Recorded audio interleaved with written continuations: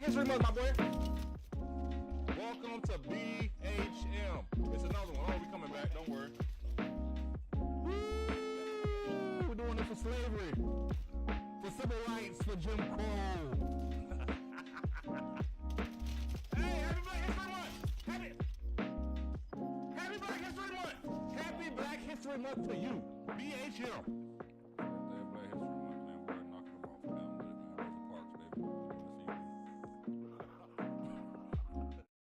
Welcome back to the channel. Welcome back to the channel.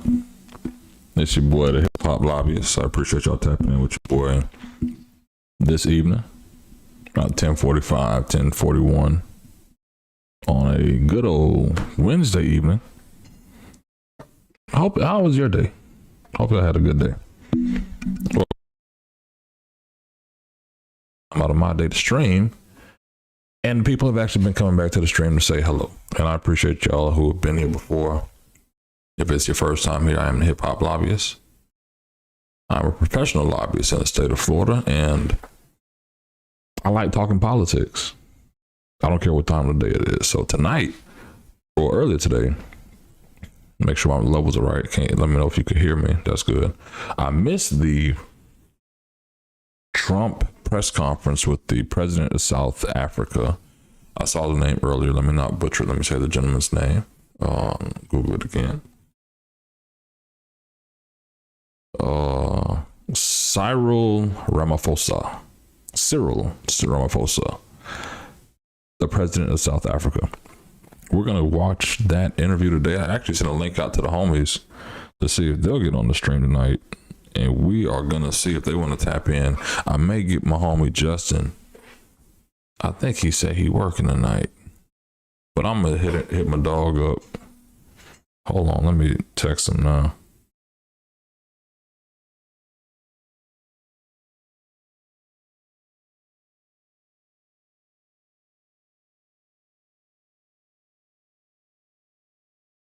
See if I can get some of the homies on the stream tonight. We're going to go through that. I think it's like an hour long for that press conference with the president of South Africa and President Trump. I think Elon really is gassing this to a point of making people forget about apartheid.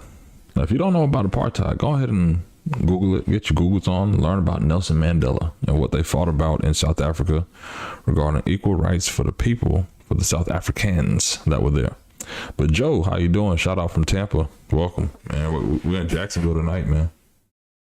Good old Duval County. But actually, I saw that there's actually a meeting now about Trump's big, beautiful bill in the Senate Rules Committee on the House. I want to tap in with that because it is politics still, and that's what we want to kind of tap in with. Want to hear what the good old Democrats and Republicans are talking about. If you ever want to hear what they're talking about.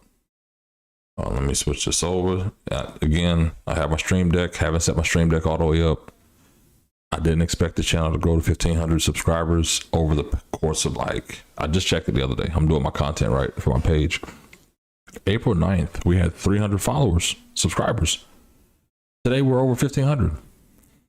I didn't expect that growth, but here's where we are. So I'm still trying to adjust to being a streamer, right? And getting the scenes. I want the DJ Academics, Cassinet, XQC, how to be going between scenes, Aiden, Ross, whatever. Have that. And also, if you notice, my background's not all the way built out because we're building out the office. As I build this community out at the same time. Hold on, Joe. Black Lives Matter, bro. Y'all shout out Sean Pittman. Tell Sean I say what's up, man. Hold on, what Joe talking about? You work with my uncle in Tallahassee with Leslie Miller. That's what's up, Joe. Appreciate you tapping in, man. Good people, good people. Nothing negative to say on the stream about none of those good people, man. For sure. But let me get into where are we going? Yeah, let's hop in over here. And we also streaming on YouTube right now. Gonna open up Twitch and TikTok, Kick and Rumble in a bit. But let me start here. No. Let's see what this committee is. Clerk will report voting on the 4 yeas, 8 nays. Trump's tax bill. It's not agreed to. Mr. McGovern, you recognize. Madam Chair, I just have another amendment to the rule. I move the committee make an order amendment number 2 offered by Representative Gillen, which strikes the limitation on the state and local tax deduction. But before we vote on this last amendment, I just want to recap some of what just happened here tonight. So Republicans on this committee voted against raising taxes on billionaires, voted against following a House rule that requires a 3/5 vote to raise income taxes, you know, just in case this great, beautiful bill of theirs raises taxes on regular working people, which I think we all believe it does. But they're insulating themselves by basically waiving the 3/5. Yeah, baby, black lives do matter, bro. And Republicans voted against All lives matter too. Medicaid benefits. It's all tapped in together, you feel me? SNAP benefits for children. Oh, tonight's is Monday. I guess more children will have to go hungry. And they voted against an amendment to restore NIH funding for critical cancer research and other important medical research. And I think this is all shameful. So these votes basically show us where your priorities and your values are. And as I said at 1 o'clock in the morning, when you vote for this, you own it. And so with that, Madam Chair, I urge a yes vote on my amendment and urge you to call the question. I don't think you're getting a yes vote, y'all. Okay. You've heard the motion by Mr. McGovern. All those in favor say aye. Aye. Those opposed say no. This is a live late night meeting, and it's not uncustomary. I'm gonna turn the committee down for a second, because they're calling roll call vote. It's not like you're sleeping. You just ended your day, you just got off work, you tucked your kids in, you doing whatever. It's not, I guess, unlikely for committees to be happening to the wee hours of the night. Sometimes 1, 2, 3 in the morning.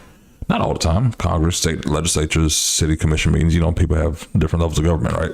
Well, we have different levels of government in the country. So it's not uncommon, but it's also to a point of, I was talking to a friend earlier. This is the reason why people want you to vote, right? Because really what people ask you for, vote one time in November. And this is really for my people in the urban culture, my black culture, my Caribbeans, my people who just don't care about the system, that think government's against them. You vote one time, maybe primary November, that's asking for one vote, right? So that you know somebody most likely is going to be fighting for you to vote on your decisions while you're sleeping and going about your everyday. I hate to say this is kind of why people, they don't get it, because they don't really see that, oh, y'all actually working at 10:48 on a Wednesday night talking about tax plans that could probably benefit you, whether you're a wealthy person or if you're an average middle class American or whatever. And to me, the biggest thing in this Trump tax bill will be things around Medicaid, around housing, around opportunity zones. So we talked about before on the stream yesterday and the day before and other times as well. So it's some fact of, again, not spinning the block on being negative about, you know, what this is, but at the same time being for real about what could be in this tax package for the everyday American so that you can understand. And even if you jump tax brackets, maybe you hit option trading, you pick up some real estate, $100 million somewhere you didn't know. The next thing you know, you could be a billionaire benefiting from these tax plans and policies. So at least, you know, get it in there for what it is. But I appreciate y'all tapping in. Let me get back to the committee. Then we're going to get the big Trump in that meeting with the South African president, Mr. C. I don't know his name. I ain't going to butcher. What is the schedule? We will be going to the floor You gotta do it, right? right now. Well, they're about to adjourn. Rule tonight, or are we doing the rule and the bill tonight? I am not clear, but I believe there's a chance we'll do the bill tonight. All right. Okay? So, Yeah, it's awful. Started at 1 o'clock. without, Yeah, it's all formality. So let's go to this White House meeting earlier and make sure all my stuff look kind of straight. I'm going to get to the chat in a second. All lives matter, don't be racist. Didn't I say that? Didn't I say that? I'm not racist, man. Come on, Justin. All lives matter. White, black, Indian, Jew, whatever you want to do. It's like, it doesn't really matter. Let's get into this. It's about an hour long. Y'all tap in. I'm taking the White House feed. Normally I do Fox News or another news feed, but I'm gonna take the official White House feed for this stream. No spin. It's coming from the White House, right? Everyone, it's a great honor to be with the President of South Africa, President Ramaphosa, and he is a man who is certainly in some circles really respected, other circles a little bit less respected, like all of us, in all fairness, like all of us. We all like that. We also have a few of my friends. Ernie Els, a great golfer. He's a truly great golfer. Yeah, Ernie Els in the building. Goosen, who's an other really, we call him really a great golfer too, Ernie, right? You two guys are fantastic. And we could add Gary to the group, Gary Player. What a group of golfers South Africa's had. Yes, yes. There must be something in the water, right? It's Yes. something good. These two guys are It's unbelievable. the water set. Gary's Gary. And David Frost, also another one that I Yes. know is such a great one. Indeed. Was he as good a putter as they say, David? He's a putter. He's a putting machine, right? But he's another one. So something very good about South African golf, and golf is still doing great in South Africa. And they have young players I hear coming up that are going to be very good. But it's an honor to have you here, and my friend, it's an honor to have you, one of the greatest businessmen in South Africa and long beyond. Thank you for being here. It's very, very great honor. Kind of missed this when you're gonna get the hot We're button going to be piece. discussing certain things. As you know, we have the G20 is going to South Africa. When is that going to be? In November. In November? Thereafter, I hand over to you. And Yes, we have it next You year. originated the G20, so I'll hand over the baton to you, Right. and then you lead the That's G20 right. We're in going the to have world. it. Yeah. We're going to have it the following Yeah. year. Yeah. So we'll be discussing many things, and some of the things you've been reading about in the papers Yes. and the media. And I would say that, look, the president is a truly respected man in many, many circles, and in some circles he's considered a little controversial. But we're going to be Oh, yeah, I discussing think we are. That's some for of the things everybody. that are taking place in South Africa and see if we can help. And we want to help. And we've had a long relationship with South Africa. I have, because indirectly I have so many friends that live there. I have a lot of friends. I mean, these are famous guys, but I have a lot of friends that live there that are tremendous people. And we'll be discussing that. We'll have a nice conversation. And I really appreciate that you guys came along. It really helps us in our thought process. But it is a great honor to have you, and I appreciate you called. He called. I don't know where he got my number, but I picked up. He said, "I want to That's come over and hilarious. see you."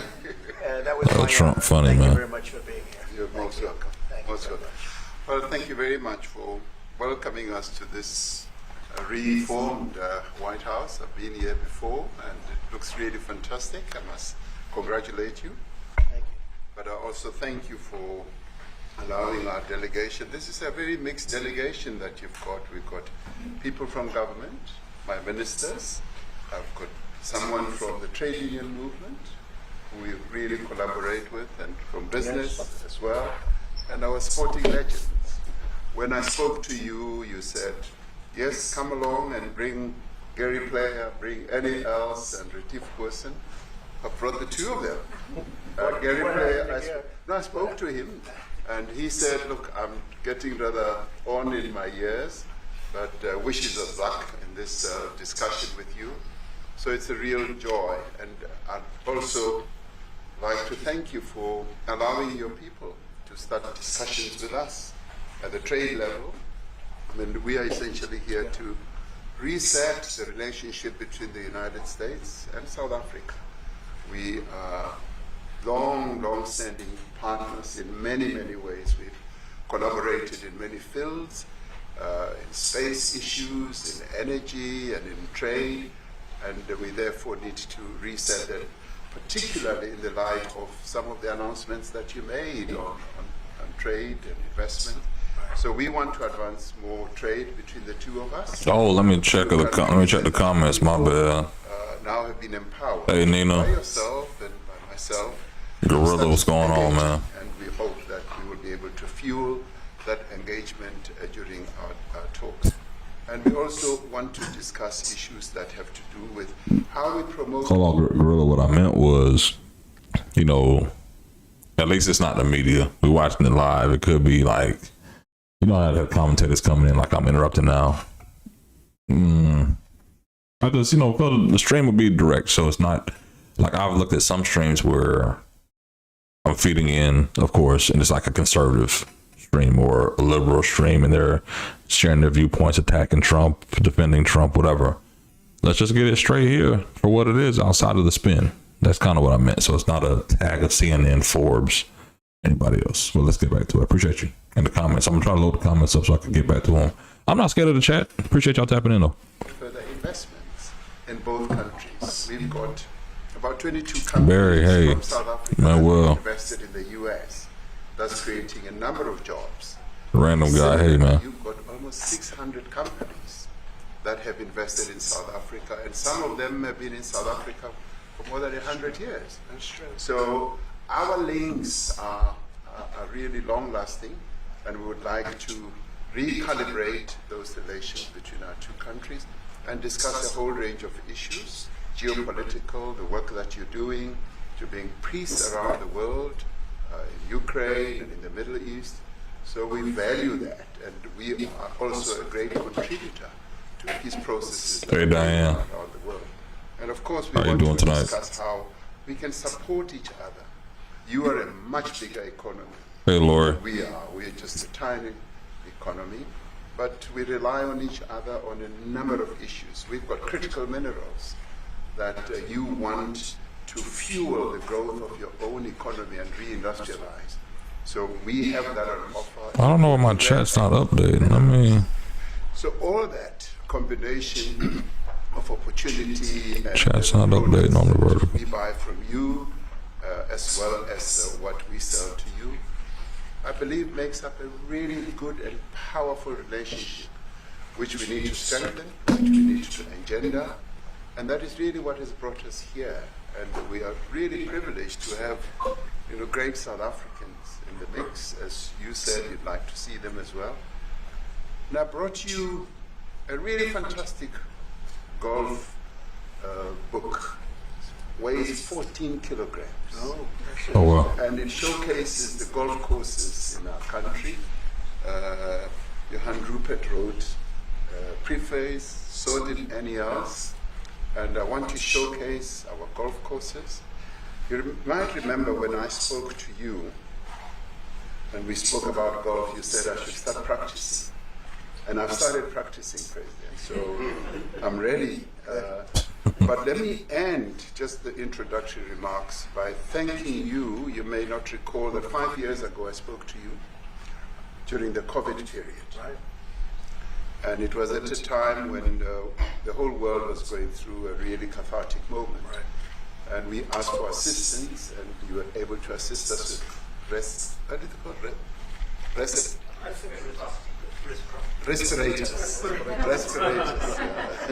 respirators, and you kept to your word, and you delivered respirators to us. We didn't have as many in our country, and it really helped to help us deal with COVID.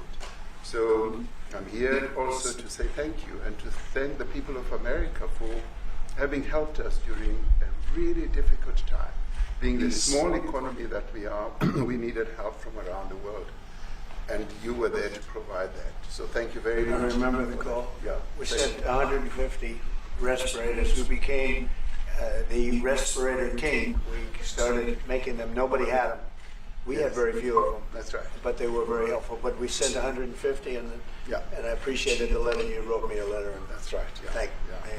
I appreciate that very much. Thank you very much for that. It really touched my heart after I spoke to you, and you delivered. It's a great honor. Thank you very much indeed. Yeah. Any questions, please? Mr. President, you welcome white Afrikaner refugees here. Can you explain to Americans why it's appropriate to welcome white Afrikaners here when other refugees Listen. I ain't know that came out the gates like that. Now I know that this could be a setup. Why the press coming out so hard to start? See, that's what I mean, the spin, man. Like, mind you, Trump been going at Africans, saying the last administration let African immigrants in. I said this the other day. But they also letting Africans in. He doing the same thing. They just white. And I think it's the trail of, you say, oh, they let Africans in, and you go talk about the prisoners in the Congo are released. And all of a sudden, supposedly these white farmers are being attacked and degraded and genocide is happening there. Supposedly. I don't know all the facts. They don't tell all the facts. And this is what we get. And I think, honestly, Elon put a battery in the president's back to spin the narrative on this. Because in one attack, you're saying, oh, it's Biden's fault that all these African immigrants are here. In the next breath, you're flying African immigrants in. And the thing is, to my Republicans out there, to be real, MAGA supporters, Trumpers, the issue is that we don't want immigrants coming here and taking advantage of our systems, living off our tax dollars, everything else like that, right? What are these white African, South African farmers bringing here? What do they already have here? If they already haven't invested here, don't have real estate, are we giving our tax money away to them so they can, what are we talking about? It's like Syrian refugees again. But they're not refugees. They're willingly coming here through the president. Let's get back to it. Afghans, Venezuelans, Haitians have all had their protective status revoked. Well, And you see Elon, your boy Elon over there. So it's almost like I'm coming to get either my people or my country back. And it's like, bro, I'm going to call my homeboy to bring it in, bro. This is, why is Elon leaving? I thought Elon was leaving.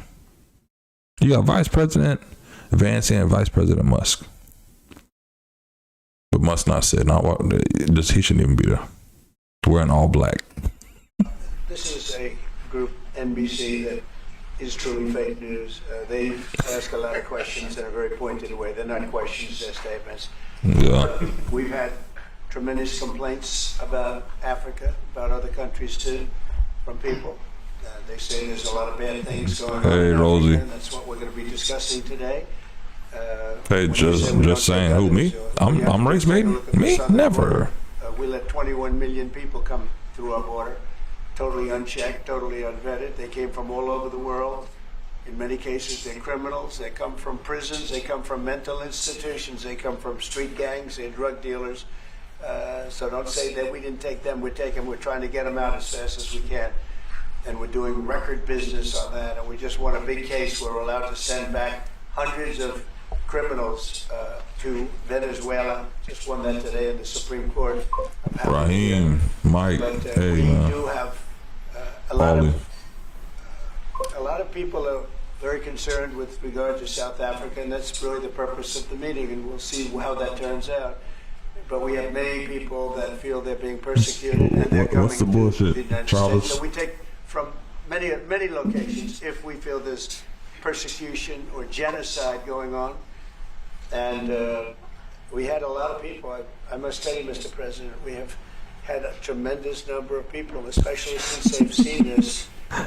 Generally, they're white farmers, and they're fleeing South Africa, and it's a very sad thing to see.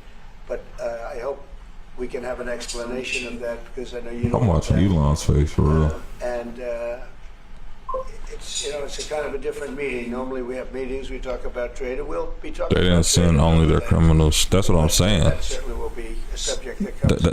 I totally agree with you. I don't believe, and the thing is, a lot of people don't know that Africa, the continent of Africa, has 56 countries.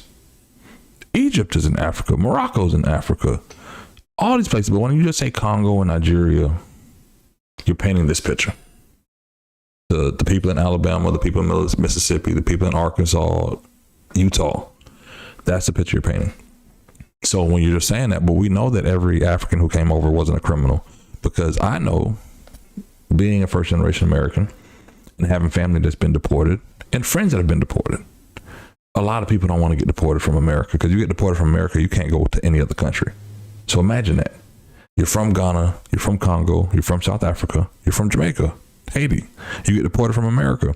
You can't go to London. You can't go to Australia. You can't go anywhere. That's the thing. So when people get deported from America, they can't go to any other country. They have to stay in their home country forever. Maybe some others. But that's the facts. Let's get back to it. Yeah. Yes, please. Brian? Thank you very much. I'd like to get your thoughts on Letitia James. Director Polte, according to him, Letitia James says that the alleged mortgage fraud was simply a mistake. I want to get your thoughts on that. She put down that her Egypt is in father Africa. was her husband in order, and this is very similar to, I guess, the false attacks they had on you. Well, I don't know what it is currently, but Letitia James, who's the Attorney General of New York State, it seemed, I'm not involved in that at all. I know that it's being handled by various groups, I guess, but it's major fraud, mortgage documents and fraud. Found that on me. I think she said the father was her husband, which she had to have a husband, or so she chose her father, and she put it down, and she had didn't she sign in Virginia, yet she said she lived in Virginia, yet she's the New York State Attorney General, and she did that for tax reasons, so she could take advantage of taxes. And she had the wrong number of units. She had a much different number, which wouldn't have allowed her to qualify and scam the government. So I don't know. I think she's very bad for New York, but I really don't know too much about it. But I appreciate the question. Thank you very much. Yes. Mr. President, what's another thing for you to be convinced that there's no genocide? Thank you. Hey, Johnny 5. So May 25th will be the celebration of Africa Day, which pretty much a lot of celebration will be taking place around the world, including here in the United States. What is your message to the entire African continent, African people in this important occasion? Well, I want to see peace, and I want to see happiness. I want to see health, and you have incredible land. There's tremendous value. A lot of countries don't have that value in the land. The value you have, Country is a continent. That's the difference. You see, even the president of the United States needs to understand the difference. Africa is a continent, not a country. And I think that a lot of people, like I saw in the comments, somebody didn't know Egypt was in Africa. They claim it for the Middle East. But it's kind of like claiming Florida and Georgia are separate, but they're on the same continent. They're the same United States, right? It's all the same. It's kind of confusing.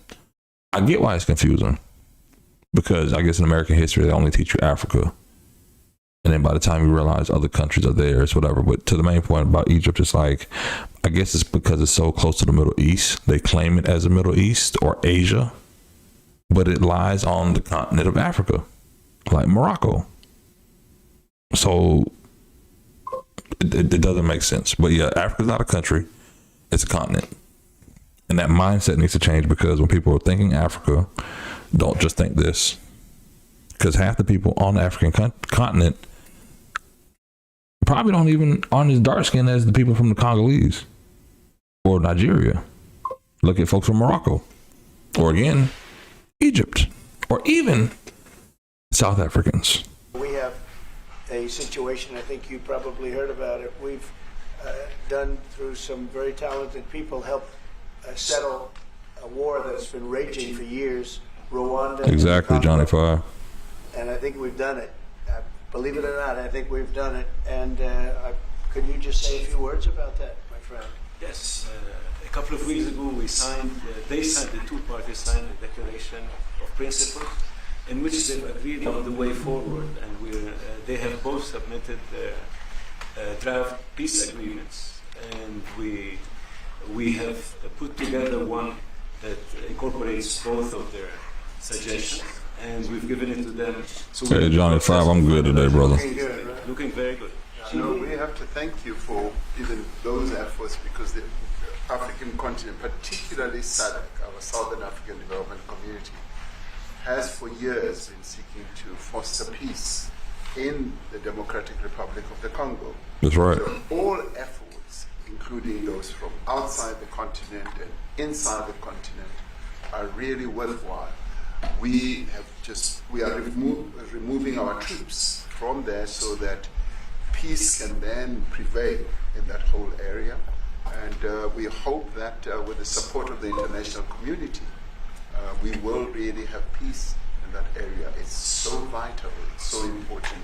Some people aren't even paying attention to the war in the Congo, to be honest. Now, some people may say, I have my iPhone here, that the war in the Congo is happening because the materials that we need in our technology. Now, I'm not saying Apple is behind the war. I'm not saying that, but I believe the natural minerals and natural stuff that they need to make these lithium batteries and all these other things are in Congo, and that's what they say is the cause of the war. So they're not even going after blood diamonds anymore. They're going back to the minerals. So they're going back to like 1400. And if you've never been to D.C. to see the African American History Museum, the Smithsonian, I would say make sure you take a trip next time you go. And if you go during Black History Month in February, it's free. You probably didn't know that. Or check this out. If you reach out to your member of Congress and tell them, hey, I'm coming to D.C., reach out to your member, and they should most likely do it. If you're going to reach out to your member, don't email them directly. Email like the district scheduler, the district staffer, because they're one of the 10 people they'll meet with on a weekly, daily basis to actually understand requests and get things done. That's a little game for you. But if anything, if it's your first time here, quickly, I am the hip hop lobbyist, professional lobbyist in the state of Florida. I've been in politics for 15 years, but I never wanted to be it. Never wanted to do this. Never ran for SGA president. Never put my name on the ballot, like just to do it. I fell in politics because I was fired from my day job my last semester at the Florida A&M University, the university that Governor Ron DeSantis just appointed a new president to, and had its whole Rather Nation in a tailspin. But guess what? They helped grow and monetize this channel. Again, if you just got here, April 6th, we only had 300 subs. Then I started live streaming, and guess what? We're up to 1,500. And you're one of the few people out of roughly 500,000 people who've seen the stream so far that have decided to take some time and spend it with your boy. So I'm going to stop talking and get back into this because we'll probably be here till about 2 or 3 in the morning tonight. Either way, thank you for tapping in with your boy. Let's get back to this interview press conference because I know it's had some fireworks later because social media's already said there's been some fireworks from this meeting. So let's get back to it and we can get to the Diddy trial later. The whole region. Well, we sent our people there, and I think we did a very good job. I sat in by my friend, and that was great. That was great. I mean, I'm just hearing phenomenal reports because all I'm hearing is death, and they're chopping heads off, and it's horrible over there.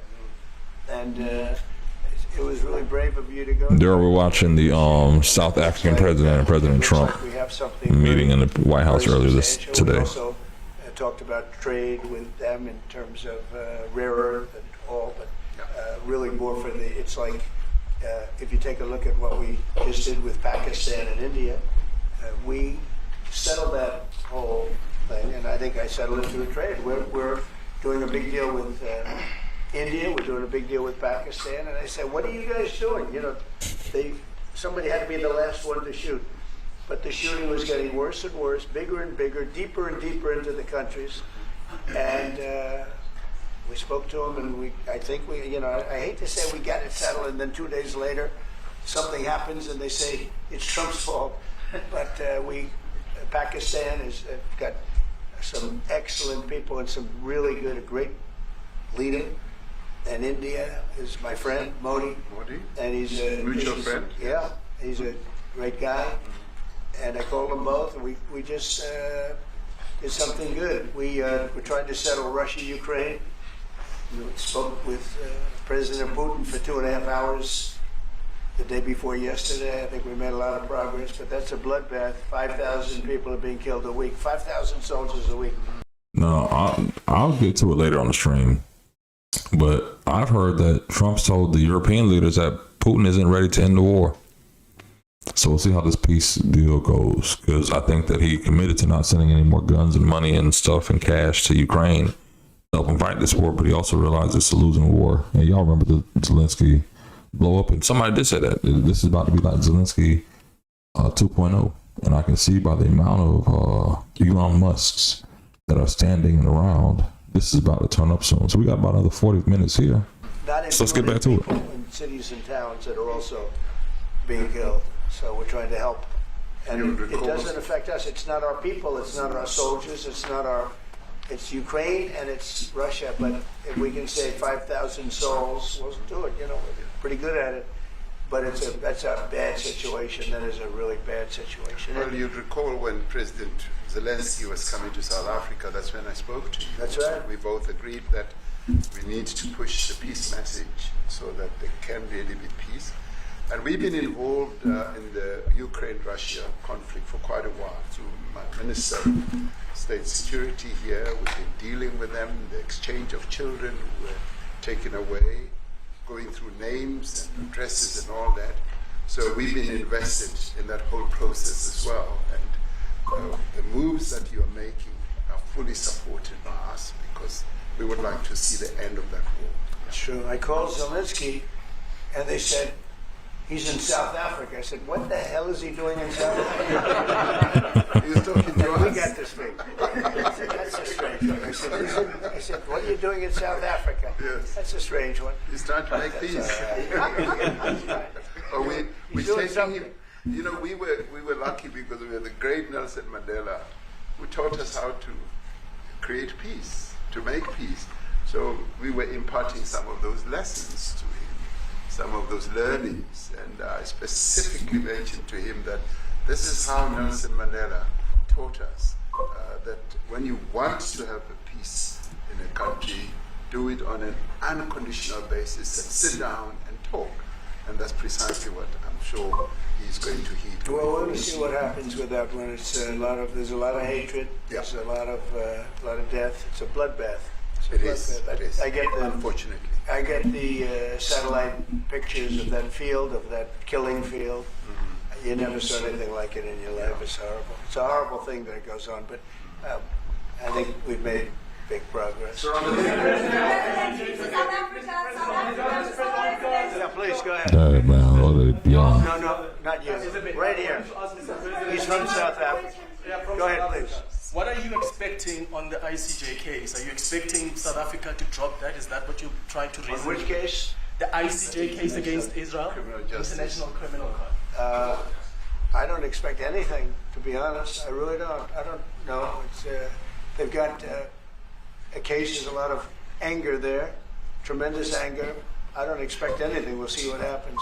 We'll have a ruling, and who knows what the ruling is going to mean. Yeah. On that subject of Gaza, Mr. President, are you going to be speaking to Prime Minister Netanyahu about Israel's renewed offensive there? There's been a lot of concern from European countries. The Pope has expressed concern. Are you going to be asking Prime Minister Netanyahu to tone down the offensive in Gaza, to let more aid in? Was that a question or a statement? It's a question. You never change. Mr. President, this side, what will it take for you to be convinced that there's no white genocide in South Africa? Well, here we go. It's for him. I'd rather have him answer. Sure, I'd rather answer. It will be. Our president will respond to you. Yeah, Thank you, Mr. President. It will take President Trump listening to the voices of South Africans. Look at Elon's face. Elon ain't trying to hear none of that. Everybody else looking to the side, even Brody over here, he could be looking at him like, hey, this is what we came for, but nah. Elon's ready. Elon's locked. He fucking. Some of whom look at him. Are his good friends, like those who are here. When we have talks between us on the quiet, around the quiet table, it will take President Trump to listen to them. I'm not going to be repeating what I've been saying. I would say if there was Afrikaner farmer genocide, I can bet you these three gentlemen would not be here, including my Minister of Agriculture. He would not be with me. So it will take him, President Trump, listening to their stories, to their perspective. That is the answer to your question. But, Mr. President, I must say that we have, Hold on. We have thousands of stories talking about it, and we have documentaries, we have news stories, and that. Is Natalie here? Somebody here to turn that? I could show you a couple of things, and I would. I think everybody tapping in on TikTok and Twitch. We just went live on TikTok and Twitch about to roll out on Rumble as well. Articles, please, if you would, and turn the lights down. Turn the lights down, and just put this on. It's right behind you. My bad, y'all. It really does give old school school vibes. People are going to occupy land. We require no permission from you, from the president, from no one. We don't care. We can do whatever you want to do. Who are you to tell us whether we can occupy land or not? We are going to occupy land. Yeah. South Africa, occupy land. I'm still watching Elon's face. Elon like half smiling, everybody else kind of like, okay, what are we watching? We are. Honorable member, can withdraw my membership from this useless parliament. Oh, my bad. On the road, y'all couldn't see Elon over here. My bad, y'all. Be scared to kill. A revolution demands that at some point there must be killing, because the killing is part of a revolutionary act. Shoot to kill. Yamaza. Kill the poor, the farmer. Kill the poor, the farmer.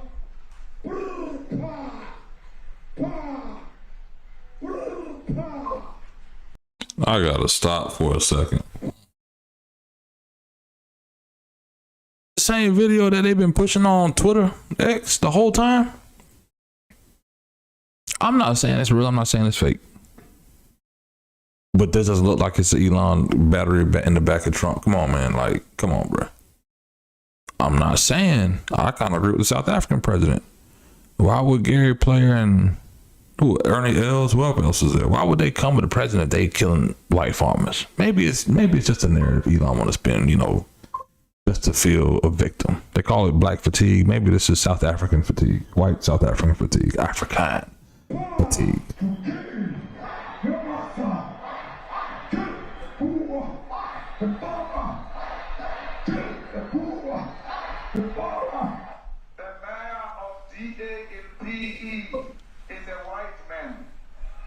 So these people, when you want to hit them hard, go after a white man. I'm not gonna hold you. I've seen this video before that they're showing. I thought he was the president. No lie. I thought this buddy that was speaking was the president of South Africa this whole time. He's not even the president. He's just probably an activist. So we can't even really take what he's saying for real, bro. I gotta go check Al Jazeera and some other international news. Let me check the chat. Y'all chatting it up over here. Because Mashaba and Soli will not be touched. They will be touched. Don't worry. But we are starting with this whiteness. We are cutting the throat of whiteness. Shoot to kill. Yamaza. Kill the poor. The farmer. Now, if the South African president was out there for this, it would be over, bro. It would be big over. Shoot to kill. Yamaza. Kill the poor. The farmer. Kill the poor. The farmer.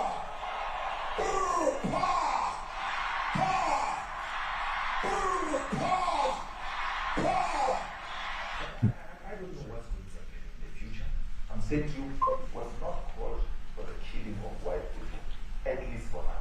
I can't see the future. Yeah, but I mean, you'd understand somebody watching that, especially as it gets shared on Twitter, they freak out. It sounds like a genocidal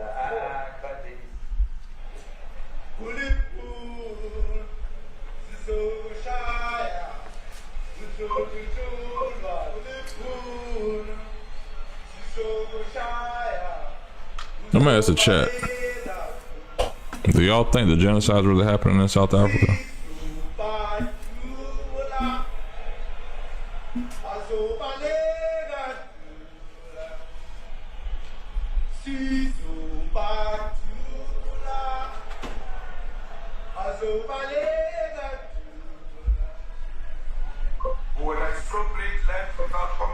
I'm gonna ask the chat, man.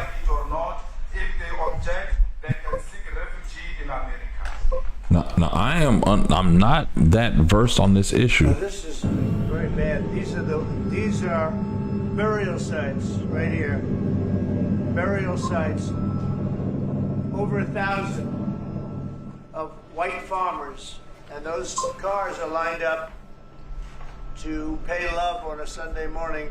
Each one of those white things you see is a cross, and there's approximately 1,000 of them. They're all white farmers, the family of white farmers. And those cars aren't driving, they're stopped there to pay respects to their family member who's killed. And it's a terrible sight. I've never seen anything like it. This is my first time seeing this, y'all, to be real.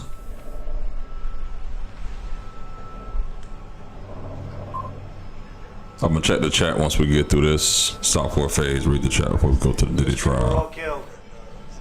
Have they told you where that is, Mr. President? No, I'd like to know where that is, because this I've never seen.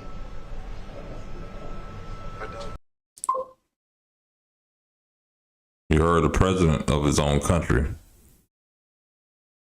saying this is a site he's never seen. He wants to know where it is in the country. So I'm not saying it's doctored. I'm not saying it's fake. In the world and day of AI, I don't know. But it's a lot going on. I don't support genocide of any kind. Whether it's Palestine and Gaza and Israel or the Congo or apartheid in South Africa, I don't support it. Any kind of genocide. Rwanda, I'm not supporting it. At least get some transparency, because there's not, even if this is happening, then there needs to at least be a reckoning. However, again, I do feel that when you're just saying immigrants from Africa are coming from the Biden administration and they're African immigrants coming in, like, we need to clarify, because maybe I'm just naive. I don't know anywhere in the world where black people can kill and genocide a whole lot of white folks.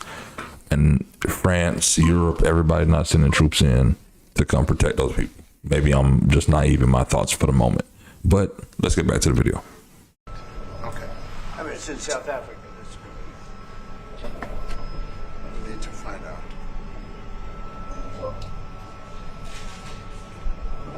I'm not denying it. I just haven't heard it.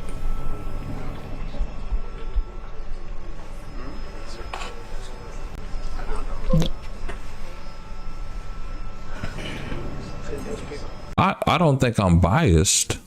I haven't heard it. That's it.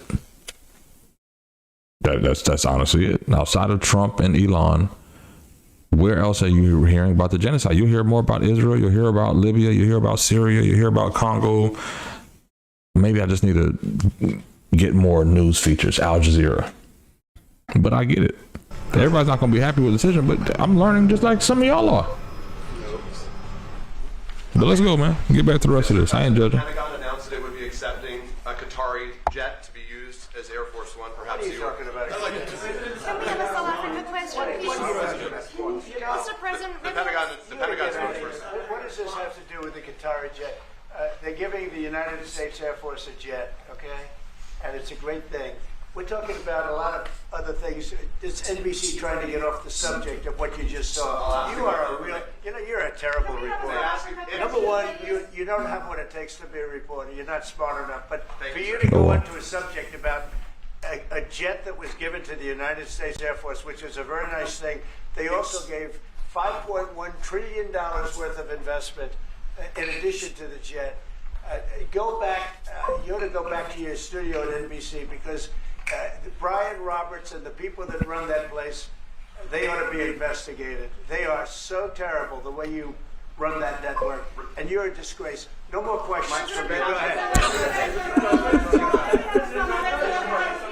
Go ahead, talk about that. Please, may we have a South African His name question, is Peter Mr. President something. He's Trump? a terrible If they're reporter. committing genocide, why invite them to the White House? Quiet. I'll be quiet. Sure, that's my question now. Let's go. Thank you so much, President Trump. Annika Larson from ENCA in South Africa. Thank you very much for hosting us. What would you like President Ramaphosa to do about the situation I don't just know. seen on the screen? I don't know. Look, these are articles over the last few days. Death of people. It's sad. Death. Death. That is sad. Horrible death. Death. Now, again, I'm not saying, I just haven't seen it. Maybe I'm naive. I'm ignorant to the fact of what's happening. I don't support genocide. But make sure y'all like and subscribe. I don't know. But you know that there Pick are young anyone. people who are White dying South of those- Africans are fleeing because of the violence and racist laws.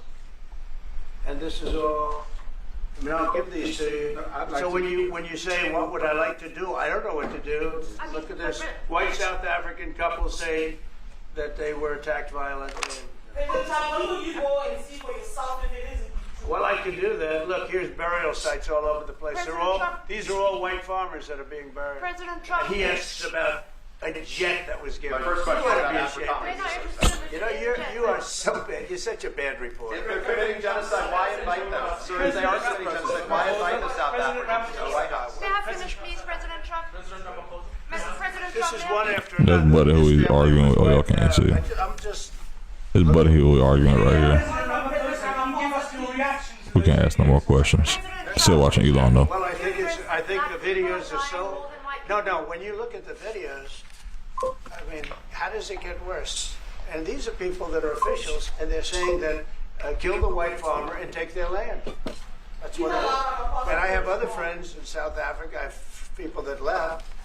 One in particular that says you can't go there. He said they want to take your land, they take your land, and they kill you.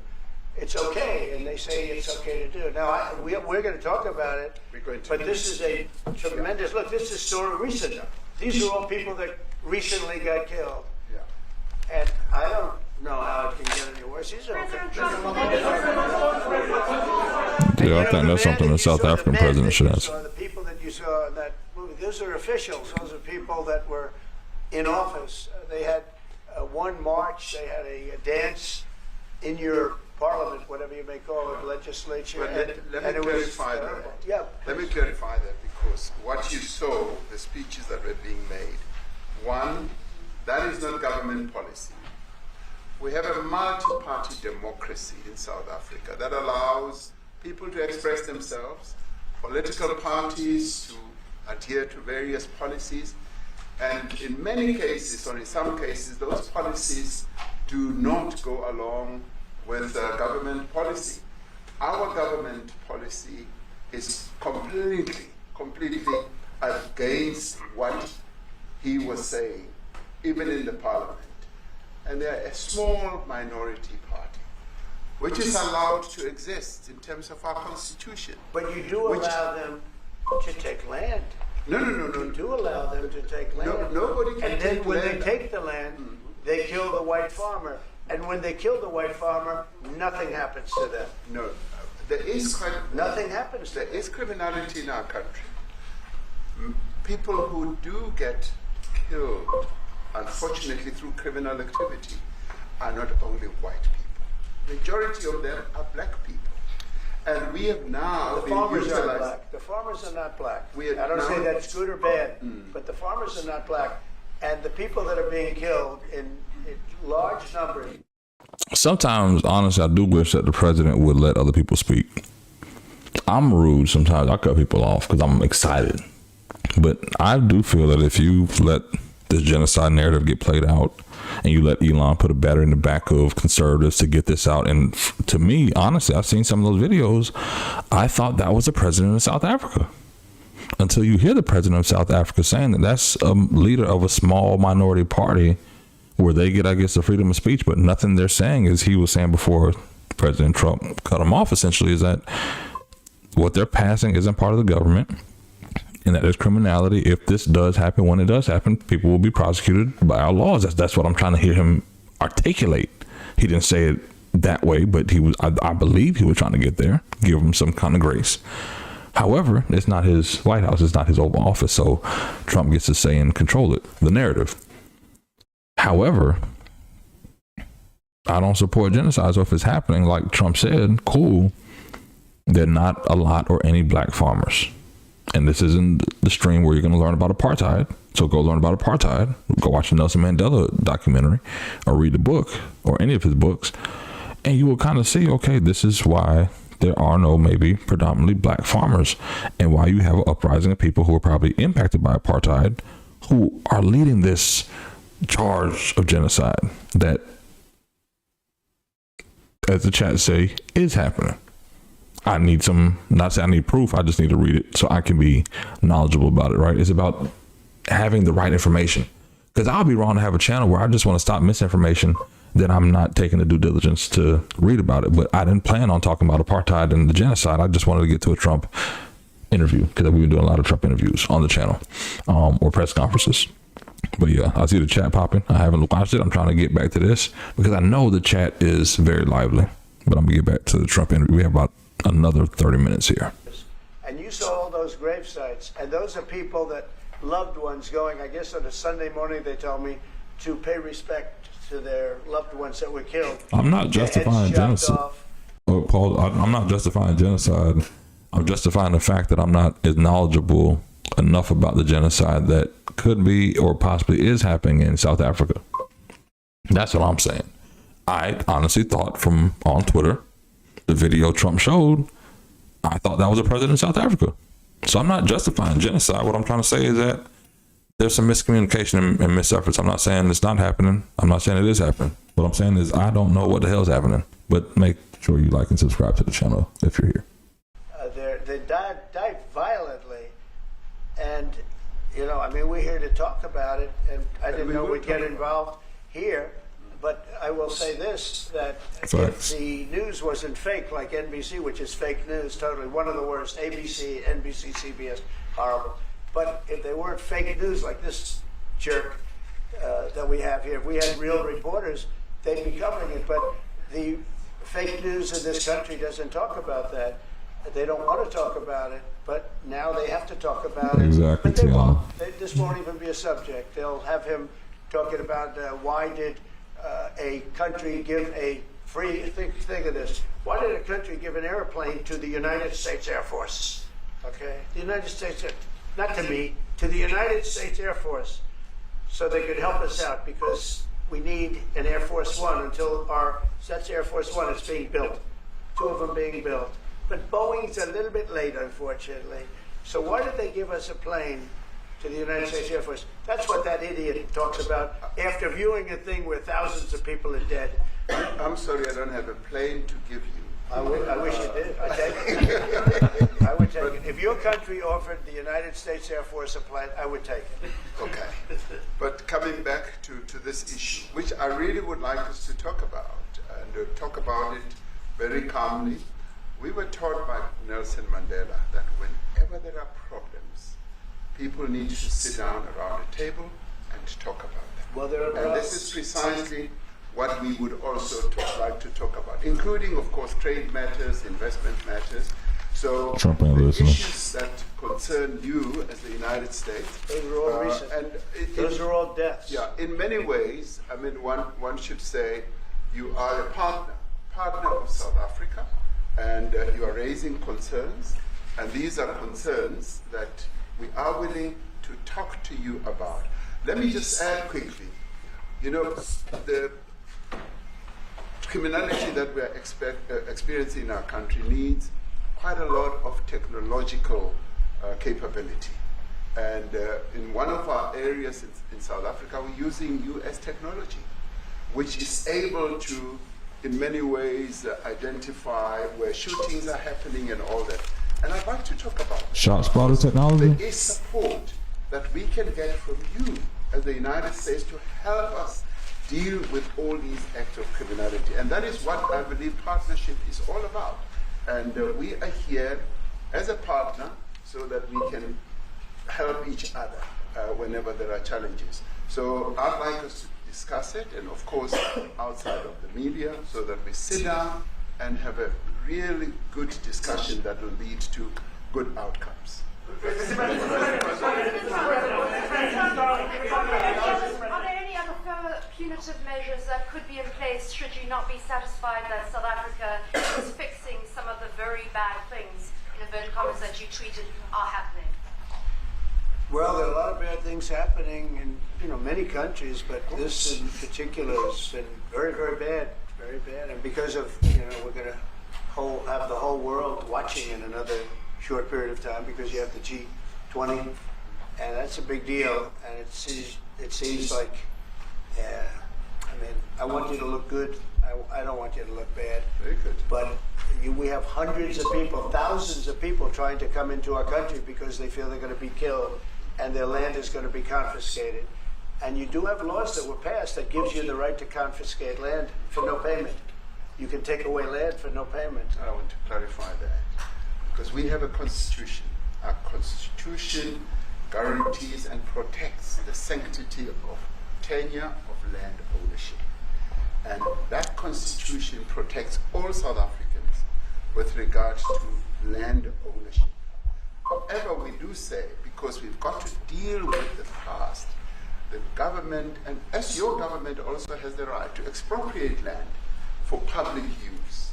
And you're doing that. And we've never really gotten underway with that. And we are going to be doing You're taking people's land away from them. And those people, in many cases, are being executed. They're being executed. And they happen to be white, and most of them happen to be farmers. And that's a tough situation. I don't know how you explain that. How do you explain that? They're taking people's land away, and in many cases, those people are being executed. And in many cases, it's not the government that's doing it. It's people that kill them and then take their land, and nothing happens to them. But we have thousands of people that want to come into our country. They're also going to Australia in a smaller number. But we have thousands of people that want to come into our country, and they're white farmers, and they feel that they're going to die in South Africa, and it's a bad thing. Yeah. What can South Africa do? What concessions would you like to see them make to improve relations with the United States? Then I have one more for President Ramaphosa afterwards.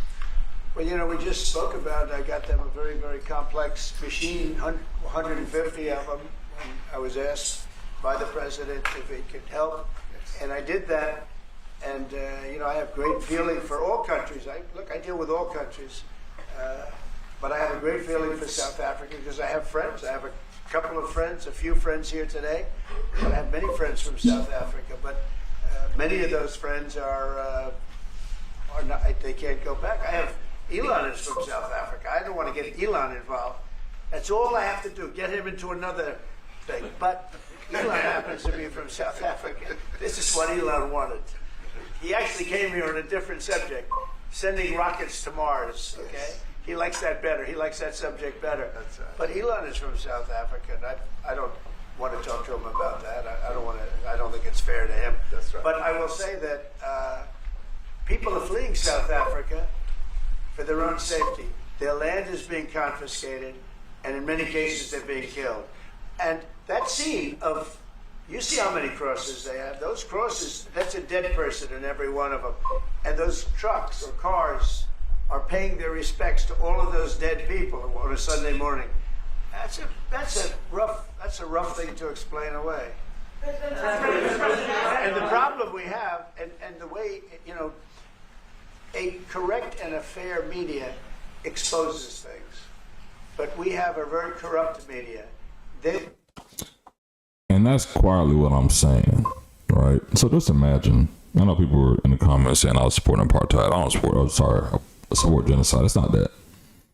We live in a society where Fox News, CNN, MSNBC, Wall Street Journal, whatever, they'll feed us so much stuff. Like, case in point, I have a homie that lives in Joshua Tree, California, Palm Springs. The other day, you can Google this, he was walking down the street, not walking, going to get a rental, and somebody blew up a fertility clinic literally blocks away from where he was, right? And he was talking to me about it. And I know it's on the other side of the country. And it's like, wow, you know, I didn't hear about this. But when I start going through the Google Trends and going through the news, I'm like, wow, I hear Chicago shootings. I hear stuff happening in Atlanta, like Charlotte, New York, all type of stuff, right? On top of the algorithm, TikTok. Nobody was talking about the genocide in South Africa for real. So unless you go do deeper research, because the media only wants to spin the block on, oh, Trump did this week. This is my narrative. Democrats will push, oh, Trump's racist this week. Look at what the racist Republicans are doing.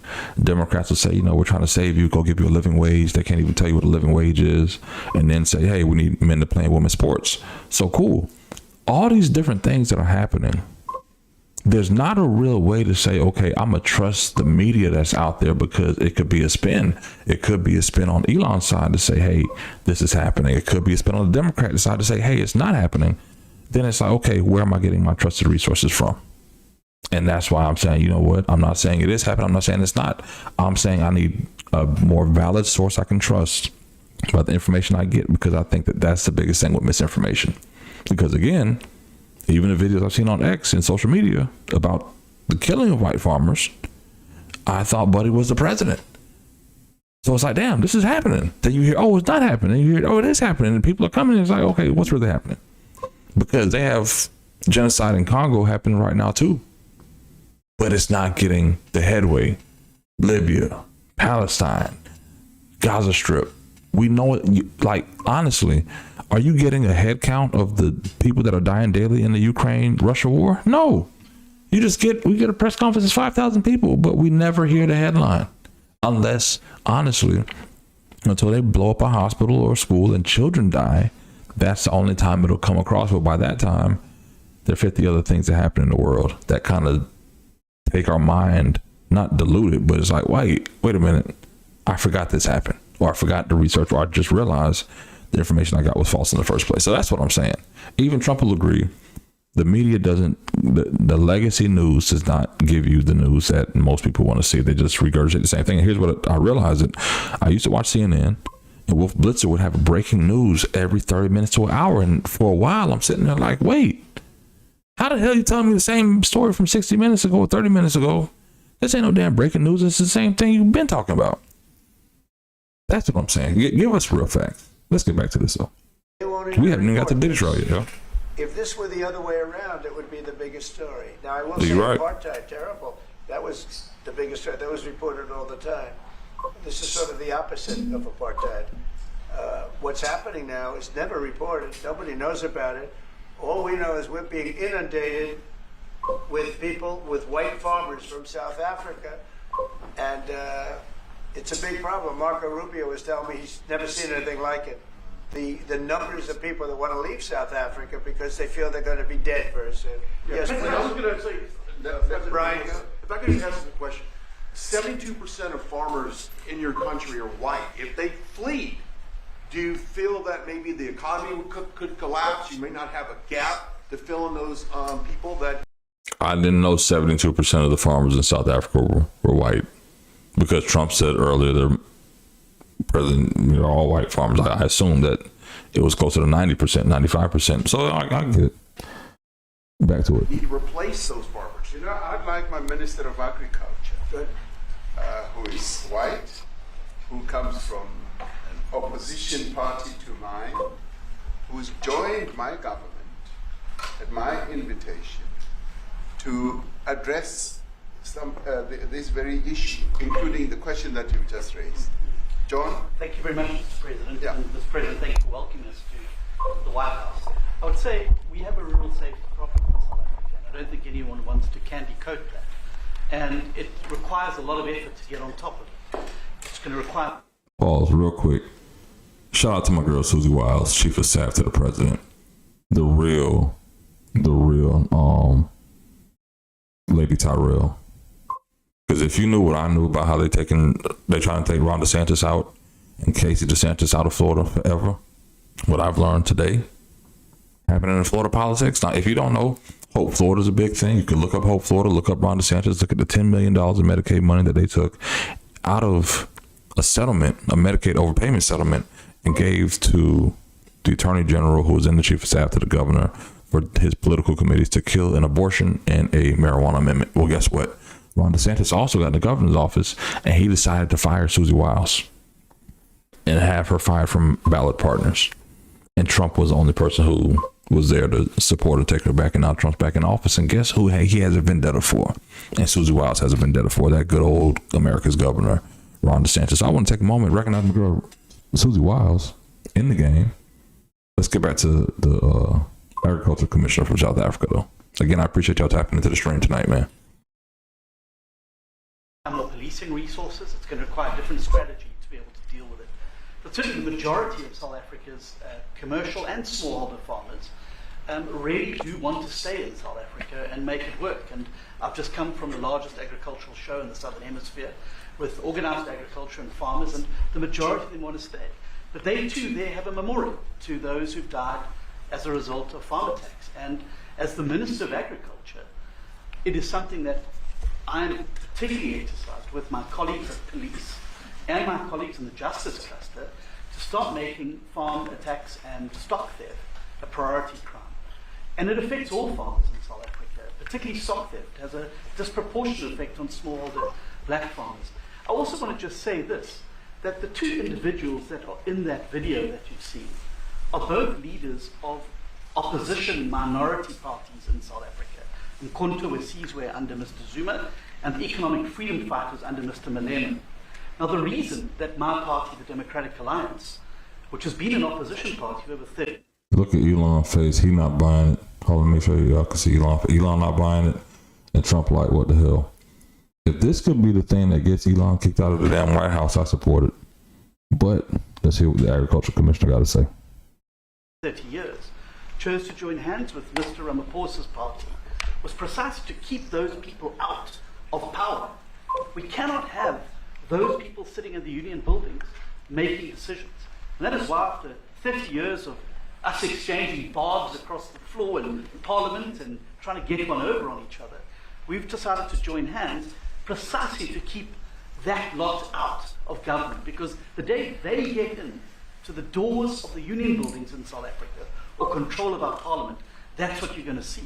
And that is why this government, working together, needs support of our allies around the world so that we can strengthen our hand, grow our economy, and shut the door forever on that rabble getting through the doors of the union buildings, because then South Africa's future will be... So you denounced that type of language in the video that you saw? Oh yes, we've always done so. As government, as my own party, we are completely opposed to that. We, in 1955, adopted a document which said South Africa belongs to all who live in it. But why wouldn't you arrest that man? That man said, kill the white farmers, kill the white farmers. And then he danced, and he's dancing, and it's kill the white farmers. I think, I'm not sure, but I think if somebody got up in Parliament and started saying kill a certain group of people, he would be arrested very quickly. That man is going all over South Africa, and that's not a small party. That was a stadium that holds 100,000 people, and I hardly saw an empty seat. That's a lot of people. That's a lot. I'll be fair with Trump on that one. It could be a minority party. There was a whole lot of people in that stadium, but I got to check the population in South Africa. Hold on, let's check it, y'all. And those crosses, we have dead white people, dead white farmers, mostly. And you take a look at Australia, they're being inundated, and we're being inundated with people that... Nah, real quick, nah. I'll move this over here for y'all. Oh, I can't move that. 63.21 million people in South Africa. 51 million people in South Korea. 26 million people in Australia. There's a lot of people in South Africa. Hold on, I'm gonna try to copy this over. Hold on. Y'all can see what I'm saying. Make sure I'm not tripping, right? I didn't know that was a population in South Africa for real. That's a lot. That's a lot of people. So even if it's 100,000 people, okay, put in perspective, 100,000 people packing out that stadium, I can see why they are a minority party, but I can see why they can never let them get in power either. Respectfully, let's get back to it. They want to get out, and their farm is valueless. It's valueless, and they just want to get out with their life. And this is a very serious situation. And if we had a real news or real press or media, we don't have that because they won't talk about this because they're all guys like that idiot. But if we had a real press, it would be exposed. And you know, the beauty of exposing it is it's like a cleansing action. When it gets exposed, it'll get fixed. That's when it'll get fixed.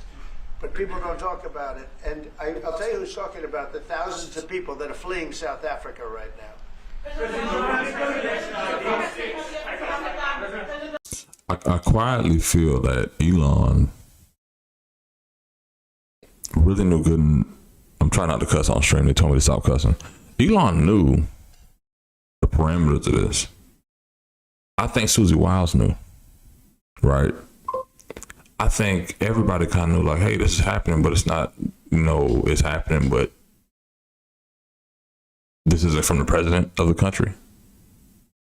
Yeah, I kind of feel Trump kind of like, wait a minute, what the hell you mean? No, I got to fight for my argument, but you're not even fighting with the damn Democrats. You fighting with the Green Party. The Green Party ain't never going to take over America. That's basically what they're saying. The Green Party will never take over. It is what it is. We discussed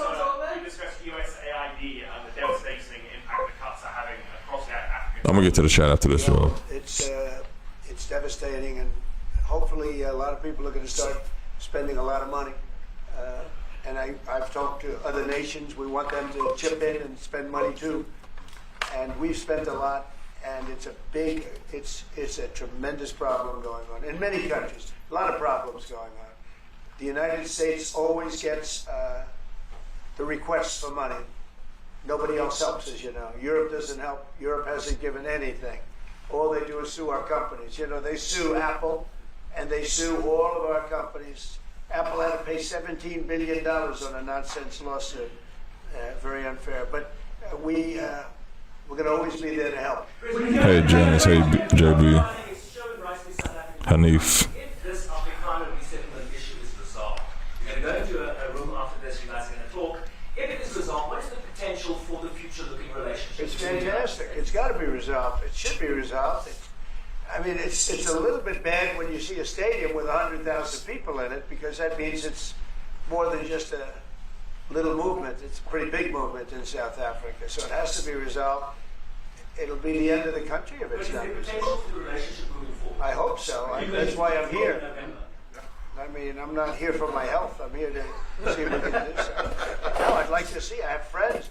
I can tell you, Ernie Els and Retief Goosen, they feel so strongly they wanted to be here on behalf of South Africa, not on behalf of me.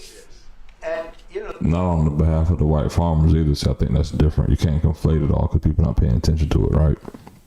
They probably came because the president came to say, okay, cool, to support South Africa trade and clarify this narrative. At the same time, this is assumption here. You're not saying that they came for genocide. You came, maybe I stopped them too early. You're saying you just came to support South Africa, which is totally different from the genocide. They said, can we be here for this? Because they love the country. Ernie, do you guys want to say a couple of words or anything? I hate to put you in, this is tougher than sinking a 3-footer. And they've sank many 3-footers. Thank you, Mr. President. And thanks for the honor of being here. We've known each other a long time. We have spoken. You know, we're proud South Africans. I still have my South African passport. You know, we travel with this passport, you know, and I got my visa here. So, you know, but we want to see things get better in our home country. And that's the bottom line. It's been 35 years since the transition. President Ramaphosa was right in the middle of the transition time in 1990 and before that. So it's been 35 years of ANC government. And I know there's a lot of anger, you know, through the transition. There was also a lot of stuff happening in the apartheid days. You know, we grew up in the apartheid era. But I don't think two wrongs makes a right. You know, President Mandela, when he came out of prison for all that time, didn't come out with hatred, you know, and really unified our nation through sport. You know, we won the Rugby World Cup in 95. 4 times. We won the African Nations Cup, soccer. You know, we won some majors as golfers and so forth. So what I'm trying to say is, you know, Bro, blocking everything. Get this angle. I ain't mad at you. That's why we really wanted to meet you, meet the administration, and see our way forward. Because we still want to see our country flourish. You know, we've got some great things going on. Business is getting involved with government. Farming. Farmers are getting involved in local municipalities, trying to rebuild some of the infrastructure that's been decaying for a long time. Mind you, world famous golfer from South Africa. Not talking about the narrative Elon saying, and that's what I'm saying, chat. For those of y'all who are saying I supported apartheid or the genocide earlier, no, what I'm saying is, like, let's be for real. There has to be some spin to the narrative. Because even, check it this way, we have these protesters in America that blame everything Trump does on racism. right? Cool. Then they come and say everything. Like, let's be for real. The way I kind of interpret this is AOC taking over. You know good and damn well AOC ain't never taken over, like Talib taking over or Bernie Sanders. It's not happening, dog. So even though Bernie Sanders, hold on now, can go get a stadium full of 100,000 people to talk about a living wage and talk about how billionaires and getting tax cuts. I bet one thing Bernie can do, Bernie can't stop Trump's bill. He can't stop the big, beautiful bill, right? To me, that would be the equivalent of this. So I'm not justifying genocide. I'm not justifying killing white people, black people, farmers, bus boys, whatever, right? What I'm saying is AOC ain't the president. So if somebody in Africa, South Africa, would see AOC speaking and they thought AOC was a president of the United States, you already know that they have totally wrong information. It's totally misinformation. Our fact source is wrong. And that's why I'm saying maybe it's Daily Mail, Al Jazeera, someone else to give us the facts. Because I don't believe Ernie Els would have came up here and not just blasted the fact of, listen, I know I grew up in apartheid, but I know 10 white farmers that were killed. And I'm not saying it's not happening. What I'm saying is that AOC and Bernie Sanders are not the president of the United States. They are the same activists that they have in South Africa. My 2 cents. So there's a lot of coexistence going on and help from a lot of areas. But I feel we need the US to push this thing through. We've got a great ally if we can have the US. It's always been an ally of South Africa for a very long time. Even in the days of the war, up in Angola, you guys helped us. So very important for us to have your support and get the change we need. When did you do that well? He might have done that even better than he plays golf, which is almost impossible. Johan, please. Sorry, Mr. President, if you had to wind all of those states properly, you will see I'm the biggest target of that rabble rouser. Number one for over 10 years, Mr. Malema. In fact, the first time I met him, he was in the youth league with that gentleman, and look how he's changed. Right. We have too many deaths, but it's across the board. It's not only white farmers. There we go. It's across the board. Okay. And we need technological help. There we go. We need Starlink at every little police station. We need drones. I actually got drones donated for the peace parks to stop elephant and rhino poaching. And his predecessor stopped the importation because he said the United States would spy on us.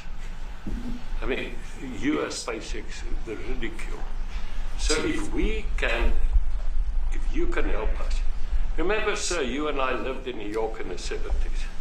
We never thought New York could be what it became. 2 commissioners, a tough mayor. We need your help to stop this awful killing. But it's across the board. Ernie is right now building a house in George. I'm building 3 cottages for my grandchildren on a farm outside Grafrenet. I often go to bed without locking the door. And we have a serious problem with illegal aliens who stream across the border. And if you really look... Wait a minute. Wait a minute.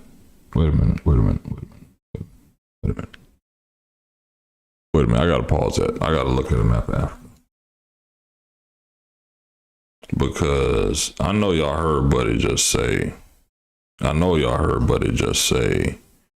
they have people, wait a minute now, swimming across the border. Now let me make sure that y'all can see South Africa, right? Because I'm trying to make sense of this. See, okay, cool. I'm in Florida. Let's put it in perspective, right? Let me make sure that y'all can see me. Oh, y'all can't see Florida, right? Okay, cool. I'm in Florida. I can expect in Florida somebody coming from, hold on now. Damn, I'm just messing everything up, huh? My bad. I could see somebody coming from Jamaica, Haiti, Havana, Bahamas, here, right? What I don't see is, and I'm gonna have to straighten this out. I get it. What now? Oh, hold on. I gotta make sure that y'all can see this, right? So you mean to tell me people swimming from Namibia? They ain't coming from Botswana to, I don't know how to pronounce that. So they're coming from Madagascar, Mozambique. I'm not Angola, right? So they're coming from Angola and they're swimming this out. I don't believe that, because they not coming from port. Where are they swimming from? Where they swimming across the borders at? Lesotho. I actually looked this up on TikTok. It's a country inside of the country. It's a country inside of South Africa. And it's all like mountainous, right? Amazing. But I know they're not swimming down the mountain and coming. Okay, let's get back to this, because I've never heard. Now, again. When they put the media out there, they talk about immigration. We're talking about the 20 people Biden left across the border. 10 million, 2 million, however many people they say Biden let in. Cool. But I've never heard of South Africa having this immigration problem with people swimming across the border. I had to stop there, because I had to make sure that Madagascar was one of the only islands around South Africa, in that it wasn't like Haiti, DR, Jamaica, Cuba, where people are maybe 60 miles away from the next country. They could probably swim over on a raft or things of that nature. Not just make it sound that way, but it's the reality of how the 90s used to be. Let's get back to it. At our statistics, a lot of these murders, first is unemployment and illegal aliens. And then I met Vice President Vance many years ago at Charlie Rowe's show. My wife loved his book. And she reminded me this morning that you emphasized the devastation that occurs when big companies leave towns and cities, and there's a culture of dependency that develops. I remember you discussing it. Now that's our problem. If we don't get our economy to grow, the culture of dependency and the lawlessness will increase. I've been against apartheid all my life, and I'm their number one target.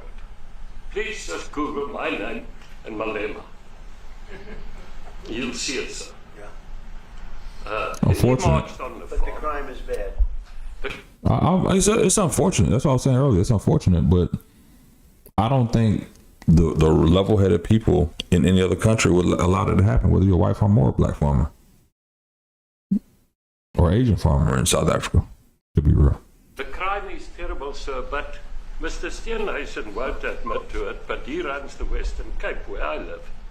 And the biggest murder rate is in the Cape Flats. Gangs. We've got gang warfare. Like your M33 or whatever, these guys. We've got equivalents there.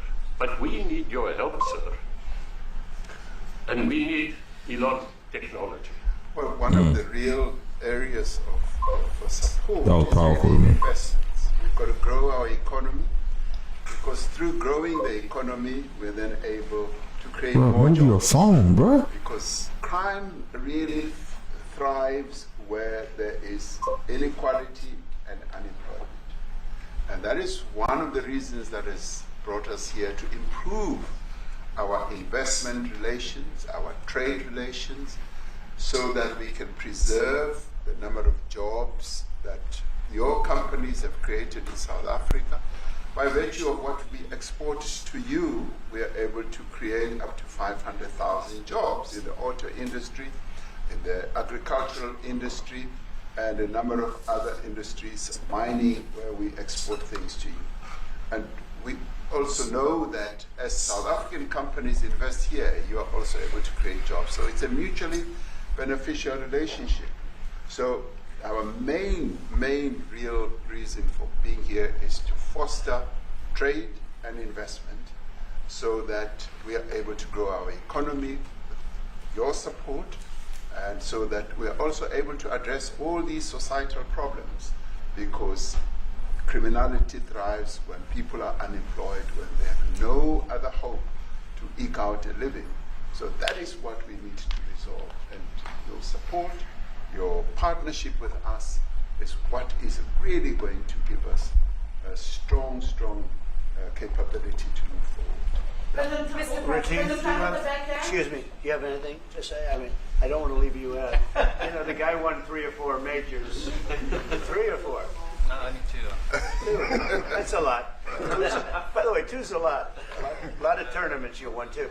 Do you have anything to say? Yeah, thank you, Mr. President. President Ramaphosa. I grew up in an area in South Africa that is a farmland area, Polokwane.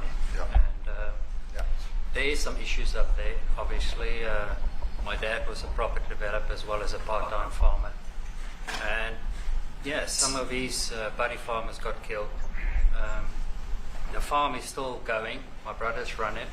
But it's a constant battle with farms they're trying to burn the farms down to chase you away. So it is a concern to try and make a living as a farmer. And at the end of the day, without farmers, there's no food on the plate. So we need the farmers and to your brother produce loves the food. farming, right? He wouldn't do it. He wouldn't even want to do what you're doing, right? They love farming. They don't want to leave. But it's a struggle. Yeah, and food and fresh water is the most important thing in life. Without those 2 things, we can't survive. How is the water there? The water is great. Obviously, all the water comes out of the borehole, out of ground for us down there. But yeah, it is a battle to get the water out sometimes when all the equipment gets stolen all the time that you're trying to get the So water out. does your family and your brother, do they feel safe on the farm? They live behind electric fences, try and be at night safe. But it is constant whenever you leave that something could happen. And there's nowhere to live. Both of them has been attacked in their houses. My mom's been attacked in the house when she was 80. So it is difficult. But the guys live a great life despite everything going on. Something. President Trump, I brought along the president of the largest trade union in our country, Ziggy Solosi, because she leads many workers, more than 1 million, 2 million workers, and maybe we should give her a chance to say something, because she's come all the way to join us. Thank you very much, Mr. President Trump, Thank you. for having us, and President for extending the invitation to us as organized labor. And I must say that Give it a mic, we are man. to support the initiative that has been made by our government with business, of course, as organized labor. We've been coming to Washington on the AGOA trade relations in the previous regime, and I think at the center of it all, for me, it is exactly what Mr. Rupert has said, the importance of us growing the economy. We have always emphasized when we were here and kept on coming and negotiating on AGOA that the 600 US companies that are based in South Africa, as you said, President Ramaphosa, 500,000 jobs will be wiped out. We need more foreign direct investment in our country. We are not just talking about those that will lose employment, but we are talking about over 40% of people that are unemployed, that have no hope of ever finding a job. And we think that, correctly, as they have said, that we need to deal with the issue of porous borders in our country, so that everyone that comes in is documented. We also need to, and I would have thought that the minister would address Trump done the issue clocked of out, land boy. expropriation and how the policy works in South Africa. Trump got both hands on the legs. Trump done clocked out. After these 2 other men spoke, 3 other men spoke, Trump ain't trying to hear nothing from this lady. Respectfully. But you could just tell by the body language, like, yeah, we've been here for 58 minutes. Had past handshakes and photos, and we still got to meet after the media. He's done. Recently, President, as you were preparing to come here on the news, in, I think it was in Natal, there was a handover of farms, and white farmers were saying, we are donating the land, but also there is a willing buyer, willing seller in South Africa. So there is no expropriation without compensation. But it is a willing buyer, willing seller. And that white farmer was even saying, President, that the government is even paying more in buying the land than what the land is worth of. And I think those are the realities, President, that we must say that we need to address, of course, but also the importance of agriculture linked to AGOA. People rely on it, and I think as a Trump looks sleep. I ain't even gonna hold you. The lady literally just said, and I didn't catch her title, so please excuse no disrespect. She literally said that some of the farmers are getting paid more than what the land is valued at when the government comes and takes it over. So that's another narrative that's not out there. That's why I'm not saying it's happening. I'm not saying it don't happen. We just don't cover it in our country what other countries are going through. And I don't think there's a media source out there that makes sure that, hey, this narrative is out there, but this is a fact. Nobody wants to do that. They just want to spin the block on the hate. That's why they'll say Biden let in African immigrants from Congo, but we let in African immigrants from South Africa. It's still the fact of they're going to get your tax money to build here and live here. The same thing that we want immigrants to leave this country for. I get it. White farmers are coming here with some kind of wealth. They're not coming here broke, but we still gonna give them a government handout. Let's be for real. For survival and living. Let's be for real, y'all. Also the issue of the crime statistics. There is no doubt about it that we are a violent nation, for a number of reasons, and we're not condoning anything. But also if you go into the rural areas where black majority are, you would see women, elderly, being raped, being killed, being murdered, and these are black elderly women. That's crazy. That would be found throat slits. That's crazy. Multiple times and all of that. And the problem in South Africa, it is not necessarily about race, but it is about crime. And we think that we are here to say, how do we both nations work together to reset, to really talk about investment, but also help us in how we can have the technology and everything that is needed, President, to really address the levels of crime that we have in our country. Thank you very much. Thank you. President Trump,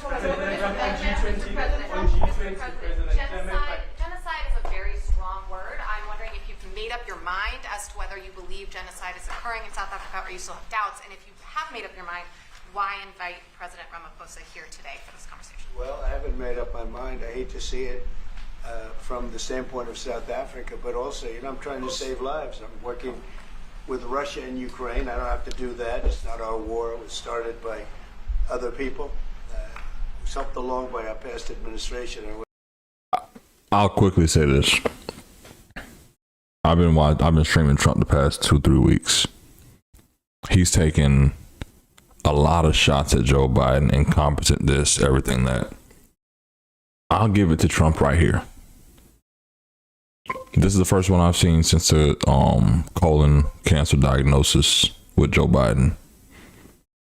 You could tell he has a heart right here. Because that little bit, he didn't go diminish. He just didn't even say the name. At least, because we know Trump. Like Rosie O'Donnell Trump. Pocahontas Trump. Right? Whatever he said about Ted Cruz's wife. Right? We know this kind of Trump. He'll be petty for anything. But I think for this piece, that's kind of his way of showing compassion. And you gotta recognize it when it's there. I'm not saying he ain't gonna be petty all the time. I'm not saying he's right, wrong, and the rest of it. What I'm saying is that was a feel good thing. If you've seen Trump press conferences and how he talks about Joe, incompetent, imbecile, all the other stuff, you could just tell, like, Yeah, I'm over that, bro. Like my dog going through something that a bigger fight than this presidential White House campaign shit, you know. So yeah, salute to the president for that. It would have never happened if I were president, but I'm trying to save lives, no matter where. Rwanda, I have nothing to do with Rwanda and the Congo, but I felt I had a very talented person in this administration, and I sent him there, and he did an unbelievable job, I think. I mean, we're going to find out, but he's done the hardest part of the job. It should happen. If I can save I'm gonna lives, get to the chat in a second, y'all. lives. If it's in Africa, that's great. If it's in Europe, if it's wherever it may be, and it's a very small investment to do, believe me, compared to what the consequences are. So I hope we can do something. Look, I have so many friends. These two men, I have great admiration for them because I know what they do for a living, and that's a very hard living. Going from city to city, from country to country, and hitting a ball 350 yards like they do, and getting the ball in the hole. It's a very tough, with lots of people watching, right? Yes, that's a very tough living. You know, they're champions. I respect champions, and I respect very much. And I think the country is very lucky. They really wanted to be here. That's true. They could be elsewhere. They could be on a beautiful fairway someplace, and they wanted to be here. So. Thanks, about to wrap this up. My name is Yanda Mhobo from Newsroom Africa in South Africa. How important is it for the United States to be at our G20 summit in November, given the relationship between our two countries? You've just heard what has been said to you just now. Are you coming, and are you preparing to come? So without the United States, the G20, just like the G7, used to be the G8, but brilliantly they threw Russia out. Would have been a lot better if Russia was in. You know, a lot of people would say, oh, that's not it. Because if Russia was in, you probably wouldn't have this war. And if you had a different president, you wouldn't have the war either.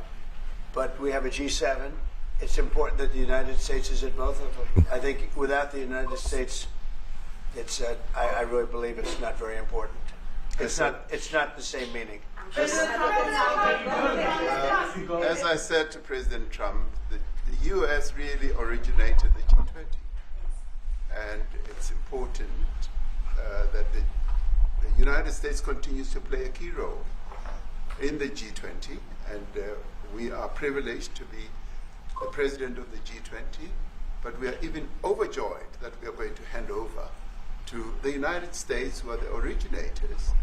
And for that reason, I expect the United States to continue playing the leadership role in the G20 together with other countries.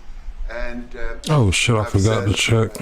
Initially spoke to Yeah, President my dog was in supposed to have a guest in. Hold on, y'all. state visit, and I also want him to come and participate in the G20. And I want to gladly hand over to President Trump to take the leadership of the G20 forward in November. Thank you very much. Thank you very much. Thank you. All right, well, that wraps up the press conference there.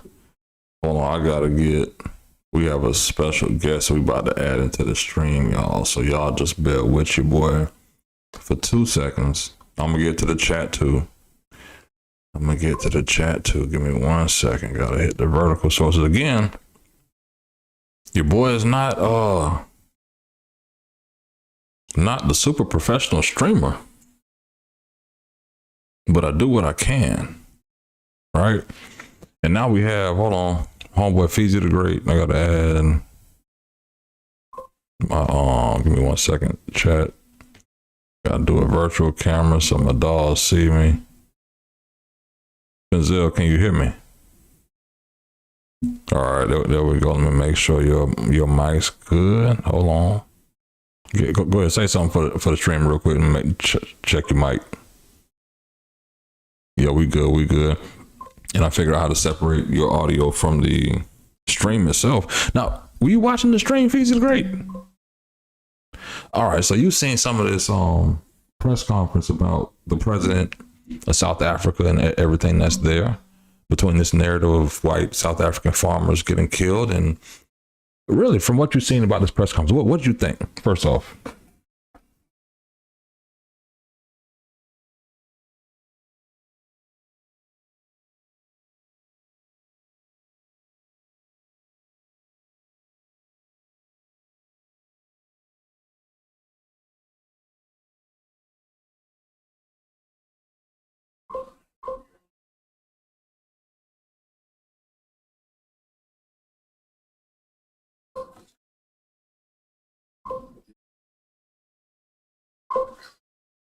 Yeah. Because the Diddy case is a whole nother vibe, of course, and we're gonna get to that next. Actually, I'm gonna have that video queued up in a second. But this is my biggest takeaway, and I gotta get to the chat. So we'll get to the chat in a second. We cannot hear your guest. I said they can't hear you, bro. I think you gotta speak a little louder, my boy. Yeah, that's what they said in the chat. That no, I turned your volume up. So chat, let me know if you can hear the guest. No, you're fine. You're fine. I mean, we'll make it work. I just turned the volume up, but y'all let me know in the chat if y'all can hear the FEEZY the Great. But no sound on his end. That doesn't make sense. I thought y'all could hear him, man. Hold on now. We got technical difficulties. Hold on, y'all. I got too many windows open. We can't have a guest on, and I gotta add you to the other chat too. Hold on, y'all. We technical difficulties in this thing. Y'all give me like 2 minutes. Tap in. And more than anything, it's your boy Hip Hop Lobbyist. They say they can't hear anything on your end, so let me try to fix this. We're using Video Ninja for that. Let me try to fix this for y'all. Give me 1 second, chat. Patience. I'll be talking it up the storm, but I love that. Y'all see FEEZY dancing? Hold on. You got 2 videos, though, bro. Hold on, say something. I can't hear you at all. Did you mute your side? Did you mute your mic? Because it's showing that your mic is muted.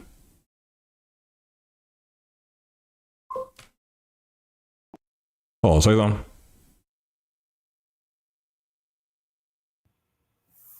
I hear you now. You can hear me now. I hear you now. What'd you change? Okay, but they can't hear me. Hold on, let me do it. Can y'all hear him now? We apologize for the technical difficulties, technology. Yeah, apologize for the technical difficulties. Hold on. Say something. I think they got you coming through. Yeah, they hear you now. Okay, they hear you now. Go ahead. What were you saying about? What do you think about the South African president? They can hear us now, so we good to go. I appreciate y'all chat. Appreciate y'all patience. So what do you think about the press conference in the White House? Like I said, I only caught a little tail end of it, just a little bit more of it than I saw some earlier on YouTube, man. But like I was saying, at this point, man, it's just all reality TV. I think this is all just for the ratings. I think this is all just for the show at this point, man. So at first I went into it, with hopes, but it's just reality TV at this point. I got you. Hey, Johnny 5, I appreciate you tapping in with the whole stream. You've been here the whole hour and change we've been on the stream. I appreciate you and everybody else supporting the channel tonight. Honestly, this is what I say. Now, I did see I think on social media, of course, they highlighted the fact of him going to watch the video. It made it seem like school, right? But they didn't highlight the fact of Gary Player, Ernie Els, and other people in the room, not just white Africans, right? Other people in the room that's like, okay, dispelling the fact of it's only white Africans, because guess what has happened to black Africans? It's happening because crime is an issue. They don't have the technology. They even said to Elon, we could use our technology to fight crime because they just maybe got shot spotter, right? So part of it is, I think Elon just took a small fraction. And I'm not saying these 1,000 people, the people who've been killed, I'm not justifying genocide at all. Race, white, black, Asian, whatever, right? But what I am saying is that Elon's put a battery in the conservatives' back to have this whole thing go. And realistically, crime is an issue in South Africa as a whole. They even said they have people swimming across the border in South Africa. I had to go to the map and be like, okay, are they swimming from Madagascar? They swimming from Angola. But at the same time, we realize other wars are happening across Africa, because it's not just the farmers, it's in Congo, it's everywhere. You realize all this is happening, is an issue. But I also realized on my main screen, we had to switch it over on the main screen for people watching on the canvas on Twitch and YouTube, watching on the canvas side. I appreciate y'all. We just added FEEZY. to that one as well. So we'll have the vertical stream along with the other piece. But overall, I know you said you jumped in the conversation late. We're going to get to the Diddy stuff later, Diddy trial next. Anything else for Trump before we move on? Nothing, Fisayo? You good? I said, take your time, ain't no rush. Oh, ain't no rush there. We ain't got to rush to the Diddy trial, bro. It's overwhelming. It's too much, bro. Yeah, it is. Because as you know, last time we talked about the Diddy trial, to be honest, we realized that Diddy and Cassie were some freaks. First off, like they was living life, bro. That's why I say ain't no rush to get back to it, man. Because, bro, what does this have to do with the RICO? Why do we have to hear about all this horrible stuff? I want to hear about the gangster shit.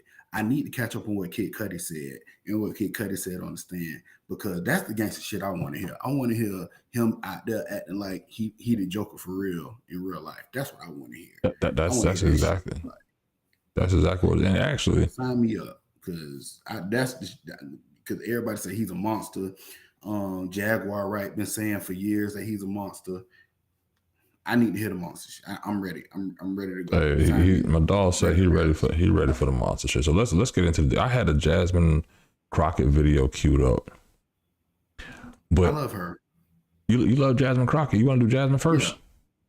Yeah, she a vibe. All right. It's about 14 minutes, chat. We can get y'all stick with us. We about to switch over. You know, they say how the DNC is like Coachella for like political nerds, right? Mm-hmm.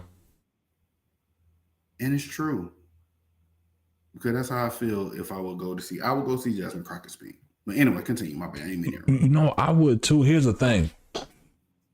I don't have a problem with Jasmine Crockett, but I do believe that she's getting caught up in the Democratic whirlwind of nonsense, right? Because now she wants to be chairman of Oversight, or at least a ranking member on Oversight. That means she's going to have to raise a lot of money. That means that she's going to have to be putting her ideals aside to make sure the Democratic Party is healthy. Because that's really the name of the game, is fundraising. And on top of it, I need to fix my lighting because I look super dark, but it's okay. I would agree with some of the Republicans. Sometimes it's race baiting. And at the same time, to be real, I'm not going to do it this stream. But it's a lot of talking, a lot of conversation, a lot of viral moments. But you elected to pass legislation, and there's not a lot of legislation being passed by my girl. But she getting money for the city. But when we talk about the construct of the laws and what people actually want to see, that ain't happening. But let's get into Jasmine Crockett piece. Jesus Christ is King, you know it. But more than anything, I'm going to have FEEZY Great introduce himself, because it may be your first time here on the stream with me. And that's okay. I'm going to introduce myself in the next 20, 30 minutes at the 1 o'clock hour. But I want to give FEEZY Great a chance to introduce himself. Then we're going to go into the Jasmine Crockett conversation in committee today. Then we're going to finally go to Diddy. And I know y'all excited to talk about the freak out. So really, when it gets to the quiet storm hour around 1 a.m., we're going to get to the freaky shit with Diddy, because we know that's y'all laying in bed, y'all watching. Like, okay, what happened with Diddy? Let's get to Jasmine Crockett first. But go ahead, FEEZY. Introduce yourself to the people. Not too much detail. We have about 300-something people here with us tonight right now. And we want to say thank you for tapping in with us. But go ahead, FEEZY. Thank you. And before we go into Diddy after Jasmine Crockett, man, we got to see where everybody's tapping in from. That's all I know. You already did that. You already did that in the first hour. Say what? You already did that in the first hour where you tapped in, seeing where everybody was from? No, not yet. Go ahead. Okay. We can do that later. But nah, man, you know, again, thank y'all, man. You know, my apologies, you know, on the tardiness, but either way, FEEZY the Great, Midnight Vibes, you know, volume 2, episode 2, whichever you want to cut it. We here, man. We kicking it with y'all. We appreciate y'all showing up. You know, yeah, let's get it, man. You know, we want to have conversations, and we want to speak about things that need to be spoken about. Find me on Instagram, FEEZY the Great, FEEZYDAGR 8. Yeah, that's pretty much what things go down at. Let's see. I do want to say one thing before we go to the Jasmine Crockett thing. Is that okay with you? Yeah, it's fine. Go ahead. You know, I used to, when it came to politics, you know, we was in the game deep. You know, we you know, a little of our background. We both have political backgrounds, whether it's working for the government or working as field, working on campaigns, working at the Capitol, working for the government, Appreciate y'all. Having work up in DC, working for capital city governments, county administration, public administration, all of the above. So we have experience dealing with that. So we've been working with politics for at least the past easily, sheesh, and I hate to say this, 20 years. Yeah, it's up there, bro. We OGs. We OGs for real.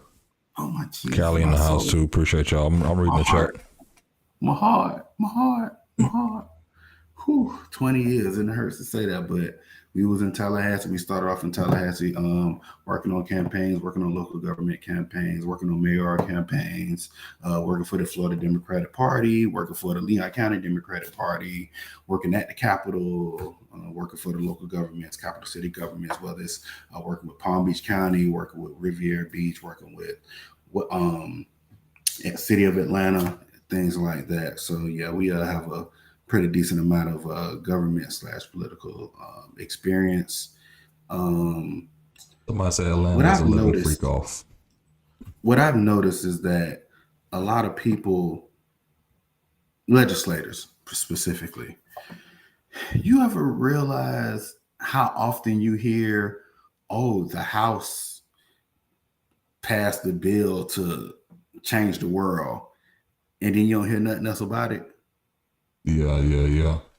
You ever paid attention to the news and you hear politicians say, hey, I'm going to put forth a bill to stop crime, blah, blah, blah, or something. And you be like, oh, yeah, that's what's up. And then you don't hear nothing else ever about it again. I started to realize, and again, that's why I appreciate people like Jasmine Crockett. And because I'm starting to realize that you have a lot of legislators and politicians who just be capping and be making it sound good, like they actually gonna do something. Bruh. Am I wrong? Am I in the wrong space here? No, you right. That's quietly why we made this space. Not only to be real, people that are here, right? It's to help educate y'all. Like, let's get out of the narrative. Like, even if you love Jasmine Crockett, you hate Jasmine Crockett, cool. Let's hear what you got to say. And then let's kind of go into a record. Are you actually passing bills? Are you doing anything besides, or are you just a talking head? Because that's what we end up getting on the local level. Or are you just a state career level politician? Exactly. It's like they feed you the bullshit enough for you to have to spin. Then it's like, damn, you never, from the spin, they never get to a point of people having middle ground and say, you know what, I could actually see some of what she's saying. But then it gets so far Democratic, so far Republican, that it's like, this shit ain't talking to, sorry, they told me not to stop cussing. And hold on, Johnny, because Johnny 5 said something early in the comment. They didn't tell me to stop cussing. It's a free speech. But people told me because I cuss so much, and FEEZY's known me for 20 plus years, that it kind of degrades the message that I'm saying. And it does. It makes cussing helps emphasize the message that's coming across. Right. If I don't cuss, you don't understand the context and the effect that I want my message to come. And right. And because when I started working in politics, I seen people get cussed out. I say, oh shit, they talk like the streets in the boardroom, so let me just talk street. And then people who would high falutin say like, oh, well, you can't cuss like that. You can't do all that, whatever. But hold on, FEEZY. Okay. XQC said, you know, we got to stall a little bit. We've been stalling a little bit. Let's get to the Jasmine Crockett because we still got to get to the Diddy. Still got to get, we good. I think we did a solid intro. Somebody asked, what have we accomplished? We're not in the bragging stage right now. Yeah, we're not in the bragging stage right now. Walks the walk. I do agree. Jasmine walks the walk and talks the talk. But sometimes we need you to pass the legislation. That's all I'm saying. I love my girl, though. I ain't got no beef with my girl. Let's get to her. You know, I have my prepared remarks, and we're going to get to them at some point. But there was a lot that was said, including the fact that Delaney Hall is something that was opened up under Obama, and seemingly the mayor at the time did not have issues with Delaney Hall. I can tell you that there was a point in time in which Alcatraz was open as well, and there seemingly weren't any issues. The fact is, as the mayor of any city, I want to be clear that there is a duty, and that duty is to make sure that any and every building that is opened in that city is up to code. So just because something may have been up to code in 2008 doesn't mean that in 2025 that it was up to code. And there are those that should respect the authority of the city in which they are operating in. And somehow, during the later hours of last night, we saw that while the mayor had been unlawfully charged, those charges ended up being dropped. The mayor of the largest city in the state of New Jersey was charged with criminal trespass. Now, we have video footage, and I'm not gonna play it, but we have video footage of literally them opening the gate and then asking him to leave, and then he left. Therefore, there is no criminal trespass. But the reason that I bring it up is because this entire situation could have been avoided if people just would know their jobs and actually do their jobs. Let me pause that real quick. Now, if you don't know, I believe it's New Jersey Mayor Baraka. He's running for governor up there, right? Ross Baraka. Yeah, that's it. Baraka.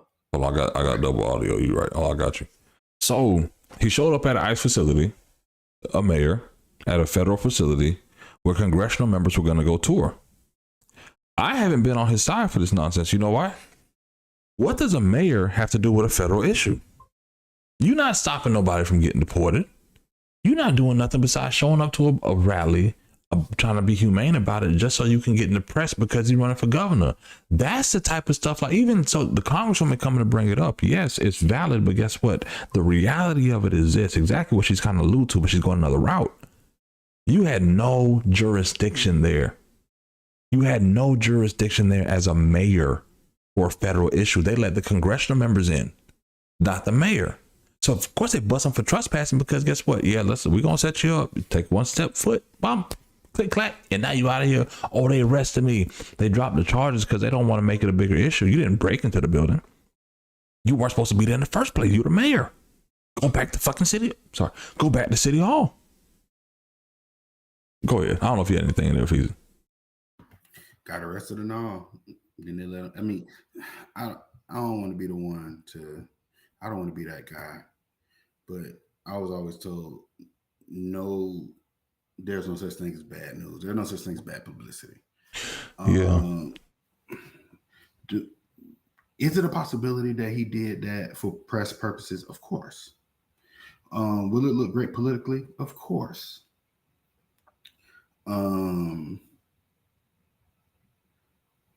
Do I hope that he has higher ethical standards? Absolutely.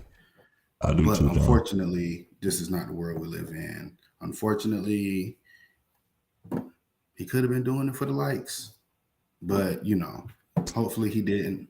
Hopefully he did it for an actual righteous cause. To your point, Phil, he absolutely has nothing to do with this that whole situation, because at the end of the day, he can't do nothing for them. He can't even put in like a party. He can't even put in like a suggestion. Like there's nothing he can do because it literally has nothing to do with it. Exactly. So even if and that's the thing where even these politicians try to confuse people and say, you know, it's in my city, they're paying taxes here, they know it's government, but they ain't paying no taxes. It's like, bruh, it's like, and I know law enforcement will get it. You the local police officer.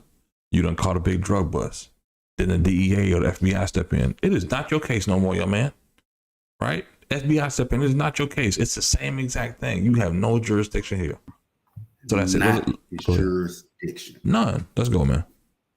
Because the entire chaos that ensued, it ensued because of the unlawful detainment and arrest of the mayor in the first place. But let me get to my actual remarks.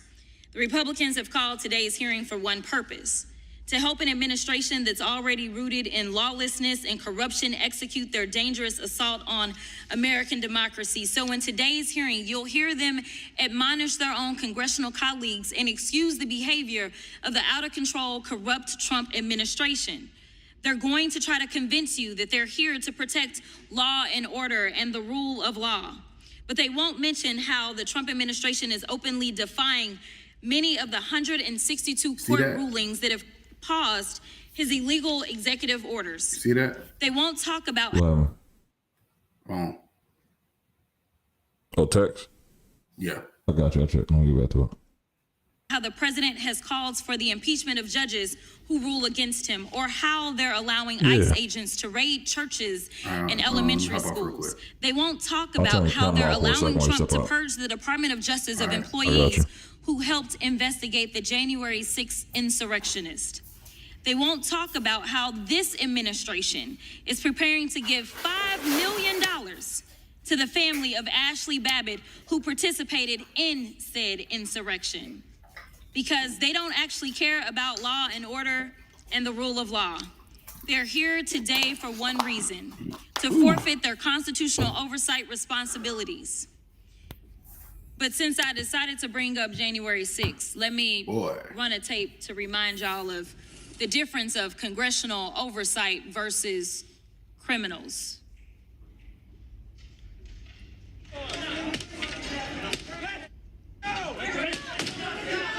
We're here conducting an oversight visit, which we have the power to do as congressional members.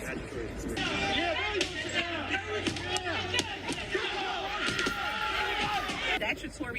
If you remember, she just said the last clip when they did side by side, they have the right as congressional members. The mayor is not a congressional member. Authority, and so that is what we're here for, and we're waiting to speak He just to a homie. supervisor. He just a homie. Here because Just a homie, bro.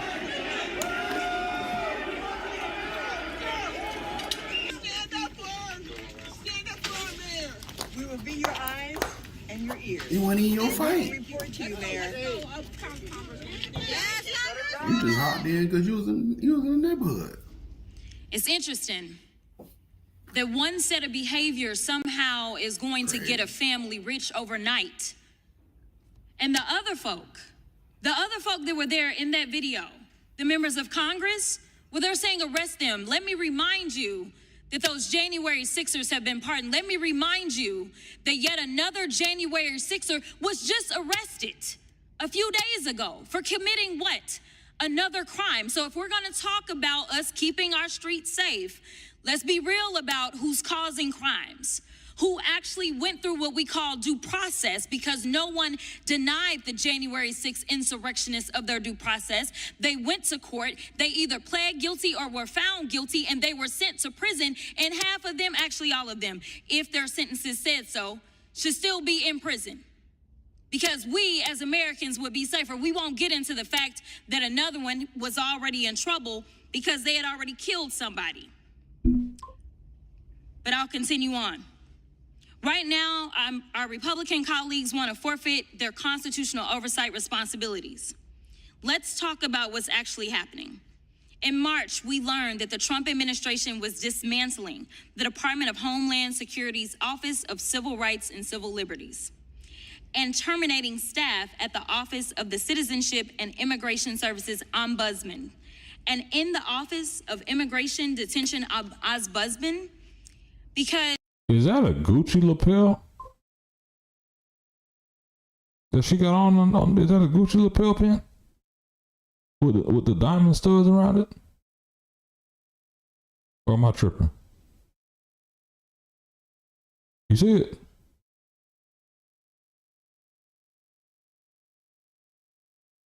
Yeah, that's Gucci. All right, yeah. The chat see it. All right. They are. I'm not even gonna say what y'all thinking. I know what y'all thinking.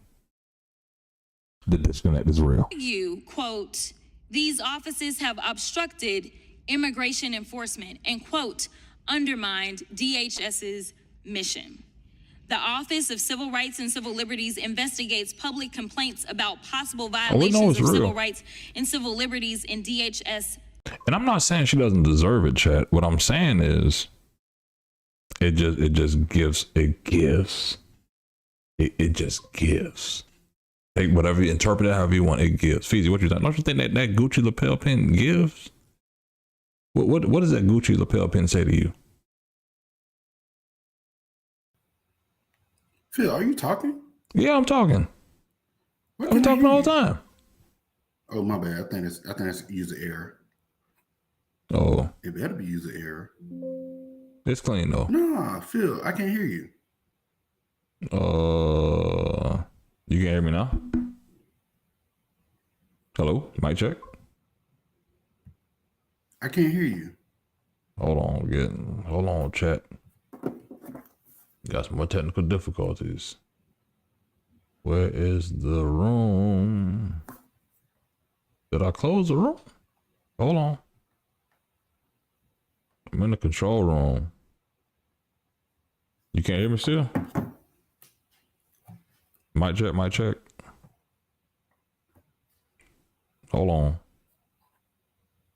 I don't know why you can't hear me. What's this? Is this in wrong? I gotta get my...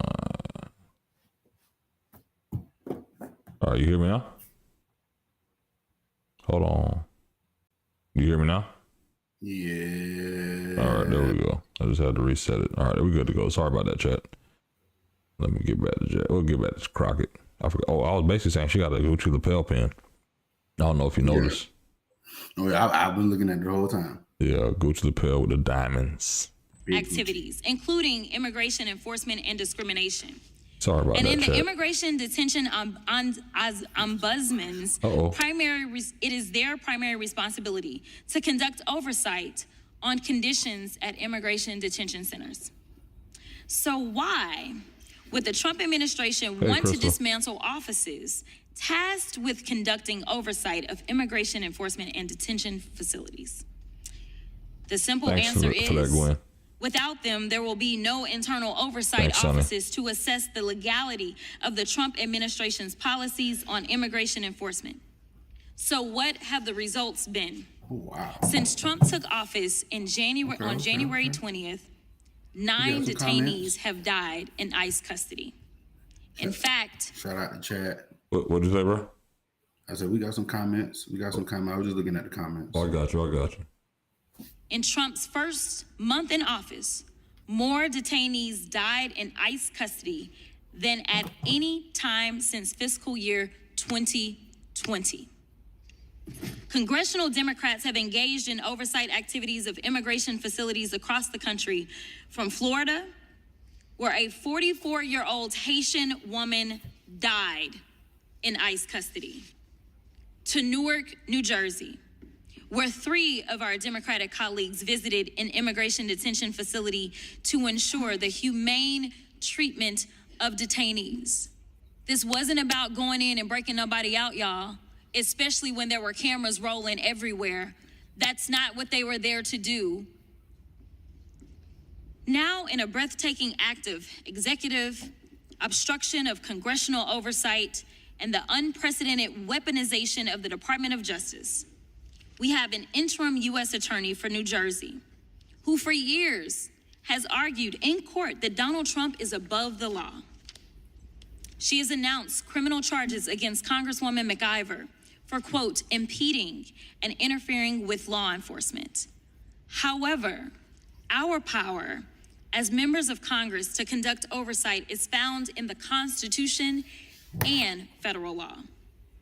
In fact, federal law explicitly prohibits Put no poll in the chat for y'all. From, quote, preventing a member of Congress from entering for the purpose of conducting oversight any facility operated by or for the Department of Homeland Security used to detain or otherwise house aliens, or to make any temporary modification at any such facility that in any way alters what is observed by a visiting member of Congress.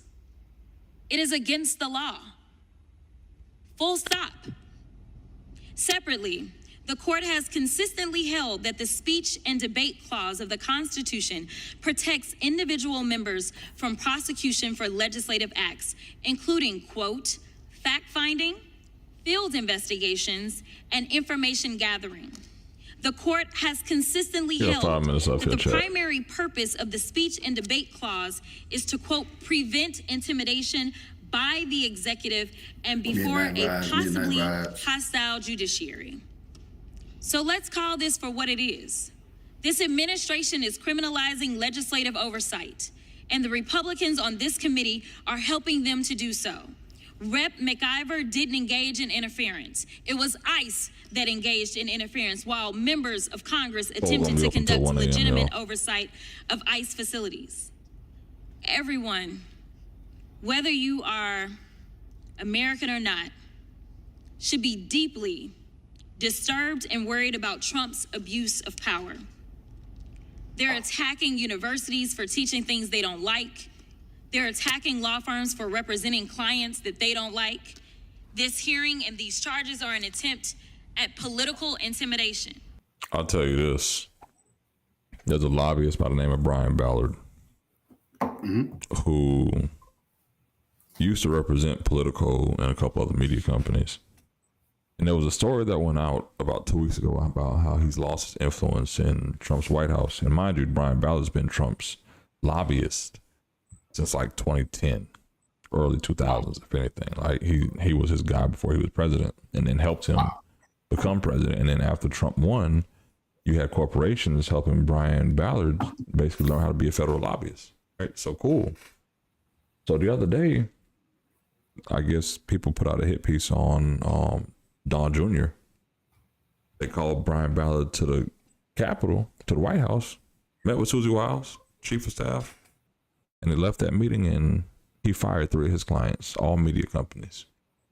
So it is happening in some aspects to where, you know what, if you want access to this White House, you better fire your client and hire somebody else. So it's not unheard of. Y'all can Google that. I appreciate you, Johnny 5. She's a puppet. I'm gonna have this poll up for another 3 minutes for y'all. Let's get through this, and then we're gonna get to the Diddy trial. I appreciate y'all patience. The 3 members in Newark were exercising their constitutional duties to check an out-of-control executive branch. This entire situation happened because of the unjust arrest of Mayor Baraka.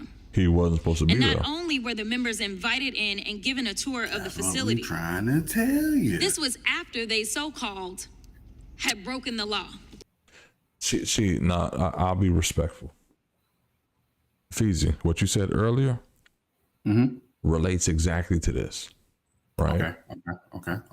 Because you see the conflated BS. You have members of Congress that are allowed to go inside the ICE facility. The mayor got arrested. So the mayor's not one of those members. So why are you sitting here painting the picture as if he was allowed to be there?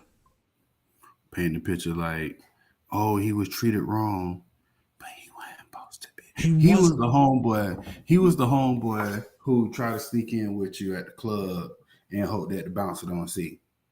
Oh, dang. I can't come in. Why I can't come in? Because you ain't paid. You ain't got the invite. Oh, remember, no bull. That first year we went to FAMU, we went to Chubby's, and I couldn't get in because I was 17. So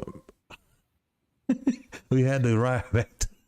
We went back to the dorm, and they had to come out to the let out. Hey, no, true story, y'all. True story. You did come back to the let out. That's right. Crazy. So I was 17.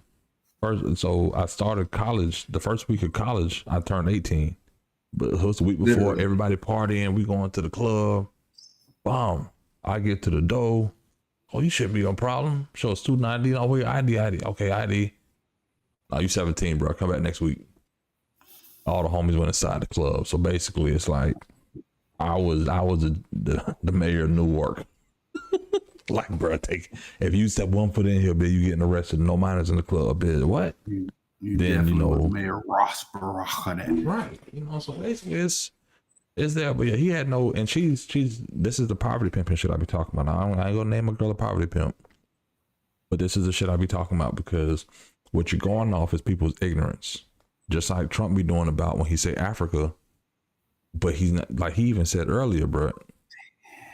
Like Africa's a country. Africa's a continent. Poverty pimp. I ain't never heard that before. But I mean, for real, if you know the facts, don't tell people bullshit. Right? That's and I'm not calling her that, but don't tell people bullshit. It's like, the mayor ain't have no right to be there. So stop saying that, because the average person doesn't think there's a difference. That's the issue. Let's go, man. I need that. And don't clip it up and say I call my girl a poverty pimp, but she pimping. She pimping right now. She pimping right now. She pimping right now. That's my little boo too. I look, he got a crush on her. That's my little boo too. But you know. Yeah. Because it's there. It's just like, you know what? You fine and all, but I don't need my boo viral every day. Let's get back to it though. We still got to get to the Diddy trial. Now, y'all. I don't know about y'all, but where I'm from in Texas, I can tell you that I'm not used to having law enforcement see a crime happen right in front of their faces and then say, never mind, we'll just go about our business. In fact, why don't you go ahead and come on in? Come on in, we gonna do this tour because, oops, we did make a mistake because technically by law, we are supposed to allow you in. And wait a minute, while you're here, do y'all want something to drink? We got refreshments for you as well. And then after you conduct this oversight, and you actually gave a clean bill of health because you were never there to disrupt, you were always there to do your duty. They came out and they said, everything looks good. And then it wasn't at that moment that they decided to arrest members. It wasn't the next day. In fact, even as I sit here today, no member has been arrested. Now you tell me how many times you can see the robber go in the bank, steal the money, and then they say, well, never mind, we'll think about this later. That is what you call politicizing. And that is what we are here to talk about is wrong. You didn't grow up in Texas, y'all? We got a few other issues with ICE right now, so I'm gonna get to them in a second. Diddy, where she grew up, dog? A Big Red. The DOJ, as I said already, has already dropped the charges against the mayor. Look, they're coming after everyone who uses their constitutional rights and duties to speak truth to power. The press, the courts, and now members of Congress. And to be perfectly honest, I had my team do the research. Under no other president, Democrat or Republican, can we find an incident where they have tried to arrest members of Congress. What happened?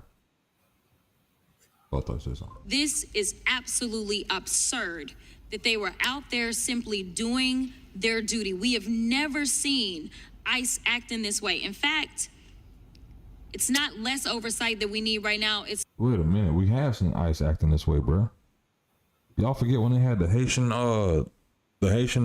immigrants at the Texas border 3 years ago, and they was riding a horse, and the ICE agents had the horse, and they was whipping them Haitian. You remember that, FEEZY? No, but I'm about to look it up. Yeah, no. See, Jasmine Crockett, she tripping right now. I'm gonna pull it up. Hold on. Haitian immigrants, Texas border. Because I know the image is there. This was Biden White House. Whip. This was a Biden White House. Hold on, y'all don't see it on the stream yet. Yeah, I do remember. Yeah, hold on, stream. Hold on, chat. Shit, yeah. And they slid this shit right up under the rug too. Yeah. Hold on, I gotta make this. I'm sorry. I'm sorry. They slid this stuff right up under the rug too. Yeah, these are ICE agents. Yeah, this was real massive. These are the same agents. This was real massive. This was real massive. And the thing about it, people don't even know these were Haitian immigrants at the Texas border, and a lot of them probably went to Brazil and walked through South America to the border, and then they got met with this. So border agents, ICE agents, DHS, they all the same. Homeland Security, they all the same. They all the same. I didn't know Crockett was born in St. Louis.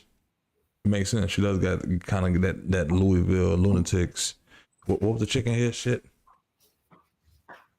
Yeah, she looked like FEEZY hitting it. Y'all, yeah, she was on that. Yeah, you know what? Yeah, I can't vibe with her on that one. more. In fact, I'm gonna tell you. Actually, I'm not gonna tell you. I can show you better than I can tell you. No. Did you say she know Chingy? Was it she know Chingy? I can when you do that right there. Shocking video showing the moment ICE agents smashed a car window and. I don't care, bro. This is worse than anything they're doing right now. Because look, this man got.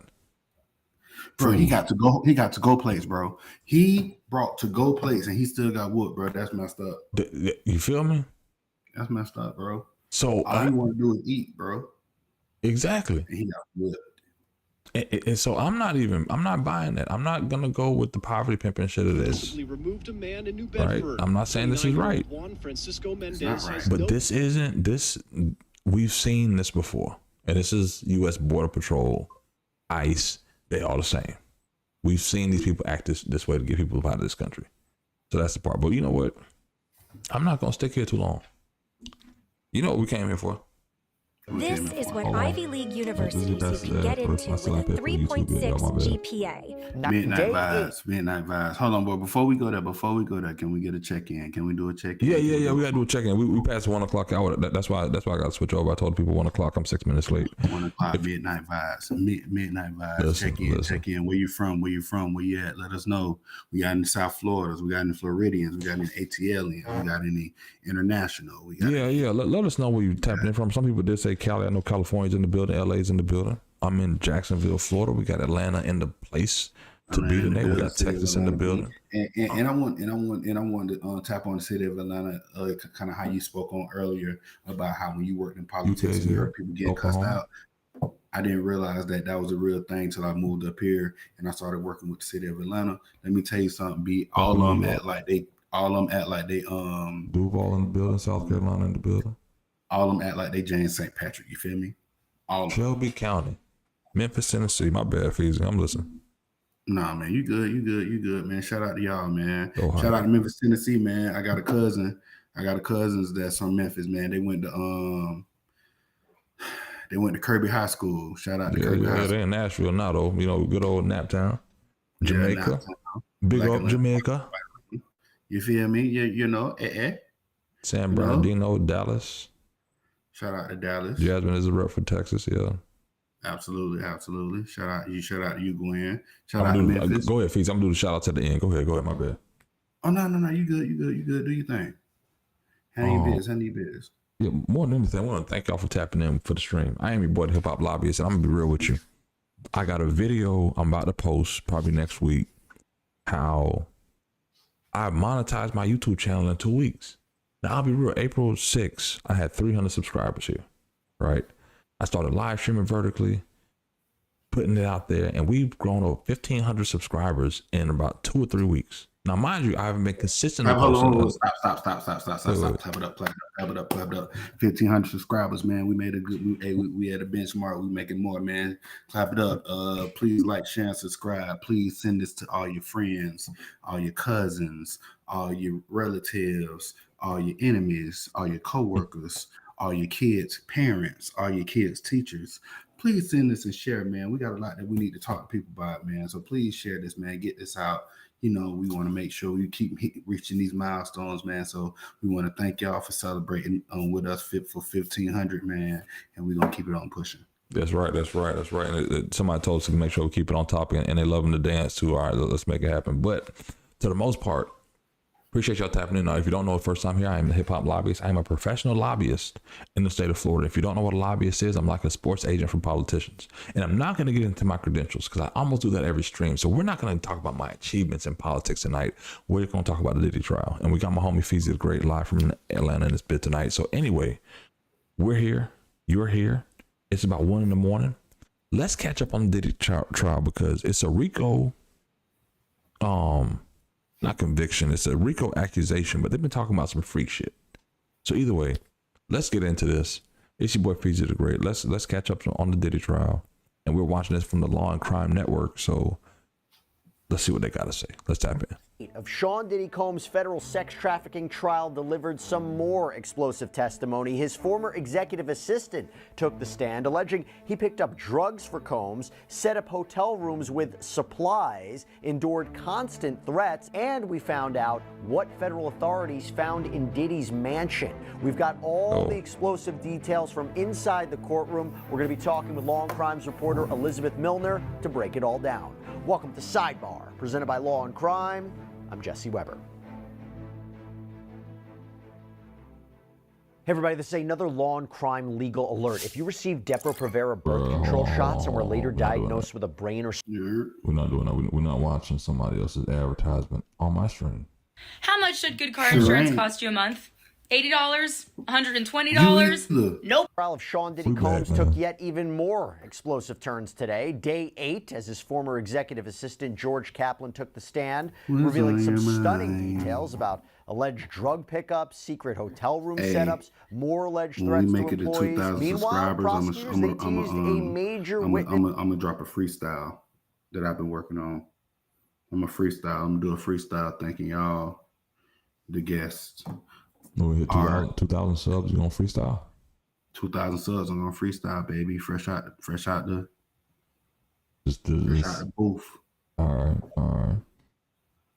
So yo, I don't know where we at right now, but let's try to get to 2,000 before we wrap up. Man, we got a little ways to go. Can we get to 2,000 before the stream's over, y'all? Make sure y'all like and share the stream. We can do this. Subscribe if you like that.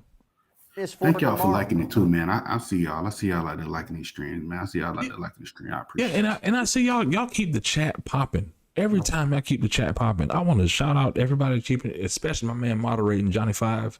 I see you out here, my boy. I haven't been able to watch every comment, but I see it's popping. Y'all don't get too disrespectful, which is always good. Great conversation, but yeah, appreciate y'all tapping in. Make sure you like and subscribe and share. Just in case. I'm not asking for contributions. I'm not asking for donations. I'm just asking you to support the page by subscribing. Thank you for being here with your boy. None other than rapper Kid Cudi. He's had quite the past with Combs' ex-girlfriend Cassie Ventura, allegations of arson, right? Talking about a blown-up car. But first, Kaplan. So the last witness to take the stand today, his testimony painted a picture of Combs as this demanding boss who allegedly used his assistant to procure drugs, set up hotel rooms with supplies, even repeatedly threatened his job. We're going to get into all that. We're going to get into a lot more. But for this, I'm not going to do it alone. I'm going to bring on right now Long Crimes reporter Elizabeth Milner, who's been inside that courtroom in the Southern District of New York for every second of the testimony, including for today. Elizabeth, great to see you. So I want to start off with what's perhaps the most shocking claim.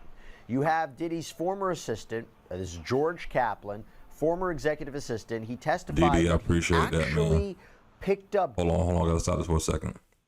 Diddy said he subscribed, even though we're Democrats. Now that's love. That's love, Diddy. Because I know most conservatives don't even want, or Republic, they don't want to hear what we gotta say. But I appreciate you anyway, my boy. Let's go. And we do, man. Hey, we appreciate you, man. Listen, we appreciate it. Just know we're here. We're here because of you. So thank you. That's it.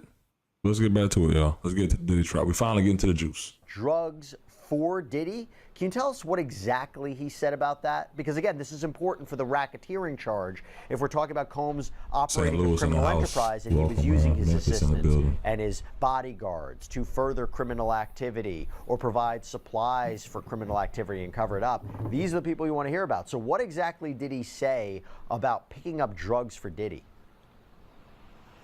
Exactly, Diddy. Well, absolutely, okay Jesse. And you know what? I'm just going to kind of tell you and take it a little bit back just 2 hours earlier, just because outside of the presence of the jury, so right while Dr. Hughes was testifying, they were dismissed for lunch. Then we had this moment again outside of the presence of the jury where we were first introduced to George Kaplan. Thanks, I'll take that in. I'm going to think of a question for you. Obviously, the prosecution and both the defense were, we see George Kaplan taking the stand and we're like, okay, what's about to happen? Well, let me just tell you, Jesse, he invoked his Fifth Amendment right of self-incrimination outside of the presence of the jury, and in exchange for that, he was actually given a court-ordered immunity deal, which is why maybe he's being so forthcoming about just all the everything that he had to do as far as responsibility goes while he was on the job and under the employment of Diddy for that 2-year time period. And so whenever he got on the stand again, George Kaplan, for the most part, he is kind of medium built, a little stocky. And when I had noticed him taking the stand outside of the presence of the jury, I saw him and Diddy kind of look at each other.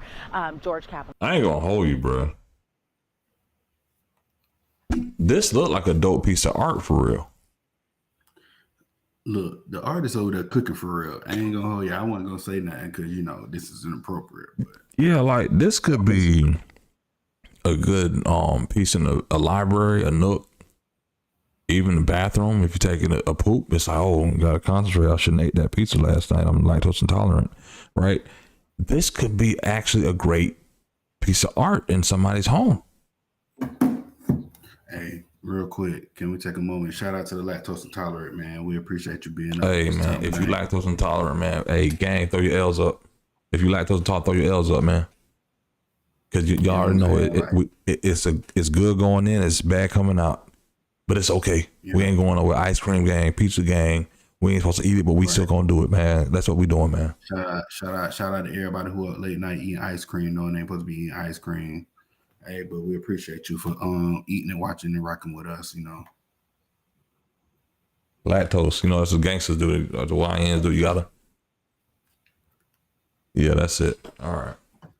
Smiled at him. Diddy smiled back, and so there seemed like familiarity about him to him. So when he announced himself as a former executive assistant of Diddy and working for the Combs Enterprise per se, then I was like, okay, he's another staff member, because sometimes you just never know who these people are and who's going to be testifying in this trial. And so as far as George Kaplan, St. Louis in the house. Questioned by Maureen Comey. So he used to actually work at Nickelodeon for about a 7-month period, and then he moved over to the Combs Enterprise in December of 2013. Appreciate you, Sonny. For Diddy's company, and this was a holding company, that being Combs Enterprise, and he said it was essentially a holding company that oversees all of Diddy's other companies, which includes liquor and lifestyle, television, even clothing. And how to kill all mosquitoes in the area in just I'm minutes. gonna pay for the YouTube, this simple y'all. but brilliant trick you can do tonight to I ain't even eliminate gonna all hold you. mosquitoes.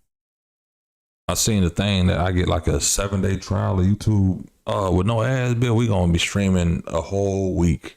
I promise y'all. Presume he means the Sean John line, but he worked under this Combs Enterprise, that he calls it, from December of 2013 to December of 2015. So he says initially for a 10-month period, he was actually hired as an executive assistant. Is that a nigga call me Big Daddy? So Phil, is this operating officer, and so that what? again was What about you a got? 10-month What you period. got? Free YouTube? What is it? Say what? What you got? Free YouTube? Yeah. I just got the regular YouTube, the YouTube.com. Oh, my brother. I got YouTube Premium, my brother. Let me see if I can add you, my brother. Oh, my brother. You not just adding me. You adding the stream, baby, so we ain't got to watch no ads. Teamwork make the dream work. Because listen, we done monetize the page. The only ads I want y'all to see are my ads that run. And guess what? I put it on moderate. So even if you're here for an hour, you probably only going to get a couple ads. Help build the page and the channel, man. But stick with your boy. Let's go, man. You right. All real. You right. Afterwards, he his next role at the his next role at the job was an executive assistant to the chairman. Now, who was the chairman? That being none other than Sean Combs himself. And so that promotion happened in September of 2014. He said one of the people that he reported to was Christina Coram, who he calls KK, who Cassie has called KK, and who other staff members who have also testified also refer to her as KK. And so he said that he had, for the most part, worked at Diddy's LA home, and this is the one on 200 Mapleton over in Los Angeles. He said his responsibilities included carrying bags of clothes, medicine, food, computers, iPads. He organized Diddy's home so that way things would be up in top shape for the chairman, and that's who his boss was essentially. He said his responsibilities changed after Diddy pretty much started trusting George a little bit more, and that's when he would be working with Diddy at the studio. He'd be working very long hours into the night, sometimes after those studio sessions. He would set up hotel rooms where you can kind of see me leading to where I'm going next. But as far as just his work overall, he said sometimes he would be working 80 to 100 hours per week. Now, mind you, the normal hours for us regular folks is just about 40 hours per week and maybe some overtime here and there. But for George Kaplan, he described pretty much working essentially sometimes 24/7. And so he says the day normally started around 9:30 in the morning, but sometimes they would go as long as 6 or 7 a.m. And he said that, again, some of his responsibilities were just making sure that Diddy had everything ready to use. Those include unpacking the bags, bringing him car chargers ready to go, and grabbing him food. And he said he had other assistants, so it wasn't just George Kaplan working as an assistant. There were 4 other assistants as well too. But as far as just kind of the hotel rooms, and that's kind of where I was leading up to a little bit, his duties included unpacking hotel bags, and those included clothes, those included speakers, they included other things like candles, liquor, baby oil, and even Astroglide. And so as far as who bought the supplies, George said that he did buy these supplies. He used a corporate credit card, and he said he needed a little more than an hour to essentially set up this room. And he was instructed to do so either by Christina Coram or he was instructed to do so by Diddy himself. So he said that he set up hotel rooms in Los Angeles and New York and Miami. He mentioned that he set up a hotel here in Trump Hotel and here in New York City. He set up a hotel. Trump Hotel. Let's not act like rappers. Let's not act like rappers wasn't repping Trump before he got on his bullshit, his bull crap. You right. My thing is, do you think they have any tapes from the Trump facilities like they released of the Cassie video? But Trump bandwidth did it, if I'm not mistaken. Listen, the way they say Diddy was watching Cassie get banged out. What if Trump was one of the escorts? What if Trump was one of the attendees to the party in general? Right. What if? You know, they already said Prince Harry was there, so if Prince Harry was there, you ain't gonna tell me Trump wasn't there. Now, what if y'all talk? I haven't seen it yet. Talking about nut nipples. Nah, we passed the nut nipples. We on to the Punisher. Okay. Punisher. I recorded this and sent it to the right people. Defamation is real. You might want to be careful. I mean, defamation about what? What do we do? They ain't losing no money from us. Speaking of your opinion is one thing. Did he like Trump pissing on him? No, I'm not saying none of it happened. Trump ain't losing no money from this commentary. Diddy ain't losing. Diddy losing money because of the RICO and the baby oil. How do we get here? The main thing about defamation is not just saying something about somebody. There has to be a financial hit. So if you say what? Who said something about who said something about defamation? Sandra said that she submitted it for defamation. We're gonna be in trouble. Man, listen. Submitted what for defamation? I don't even know. Probably whoever. It's a troll. These trolls on. I'm entertaining trolls. Well, either way, thank you. We appreciate you and your support. Yeah. We ain't worried about that. Let's get back to this, man, because I'm reading too much of the chat. Room at the Intercontinental Hotel in Los Angeles, a hotel that feels like we're very familiar with at this point, as well as other hotels too. And he said these hotels were booked under the name Frank Black, and he says that was actually in reference to Biggie, who kind of sometimes used the pseudonym of Frank White. And so I thought that was kind of an interesting tidbit over there. But as far as these hotel stays, he said Diddy would stay in these hotels anywhere from 12 hours to days on end. And then afterwards, he would clean up everything. And those included cleaning up empty bottles of liquor, empty bottles of water, empty bottles of, you might guessed it, baby oil. He says that he came across a brown crystallized powder in the sink one time. He said he would have to clean up this hotel room afterwards, as opposed to having the hotel staff or the maids clean it up, because it was important to protect Diddy, and his public image was very important for him. He says that he would see hotels essentially selling photos of high-profile guests who would stay at those hotels to newspapers, and then it would be a whole thing of just this information getting out. And so that was kind of his role as far as setting up these hotels. But as far as some of the drugs that he procured for Diddy, it was kind of a little of a long list, as far as just kind of, there are times that he would get Molly for Diddy or MDMA for him. But as far as just kind of how those logistics works, Jesse, that I felt like was an interesting point as well too. You know what's in your cheap protein powder? Well, here to tell us is all-natural fitness athlete Paul Skar. All right, let's see what we've got. Yeah, it's really illuminating, to say the least, and again, trying to tie it to the racketeering charge. He also mentioned something about how in 2015, Diddy apparently hired more security, right? What changed after that? So it wasn't necessarily clear what the big change was. I think that's where we were kind of leading to, or at least that they were going to circle back on during his direct testimony, which will still continue on into tomorrow. But as far as just his mention of security, he said when he had first started working with Diddy and for Combs Enterprise, that he had worked, that security members included D-Rock, they included Paul, who we know to be Uncle Paulie, and they included Rue, which we know to be a security guard named Ruben. But he said around the time that he was leaving his job position mention that they ended up having licensed security guards around the 2015 timeframe. And so again, they didn't go into more details about why that switch was made, but as far as just how the new security compared to the old security, he essentially said that the new security were more professional, they were more polished, they had more training to them. And I think that was an interesting point that he had made, especially since when we had heard from David James on the witness stand, he had mentioned that some of the security guards would bring over women to Diddy's home and that type of thing. But again, as far as the reason why the switch up of the security happened, we haven't gotten there just yet, but I assume that that'll definitely be asked during testimony tomorrow. And I understand he also a glass of Merlot or Merlot. What? They weren't drinking that Merlot? Late night wine sip, you know. Talked about a sippy. Well, you know, just a little bit for the people. Threatening him or allegedly Hey, threatening him? What did he say? Hey, who? Let's ask He said that those threats would go on sometimes months. What'd you say? I said, let's ask the chat, man. Chat, y'all sipping on something tonight? Can we say that? Are we gonna get demonetized for saying that? Yeah, I don't think it's YouTube, so y'all could put in the chat. Are y'all drinking water, juice, wine, Hennessy? Y'all sipping on water, Kool-Aid, Tang, Minute Maid, Simply Lemonade, Simply Peach. Simply They about to get freaky. Just chilled red wine. It was in the my cooler. Yeah, you know, why put it in there?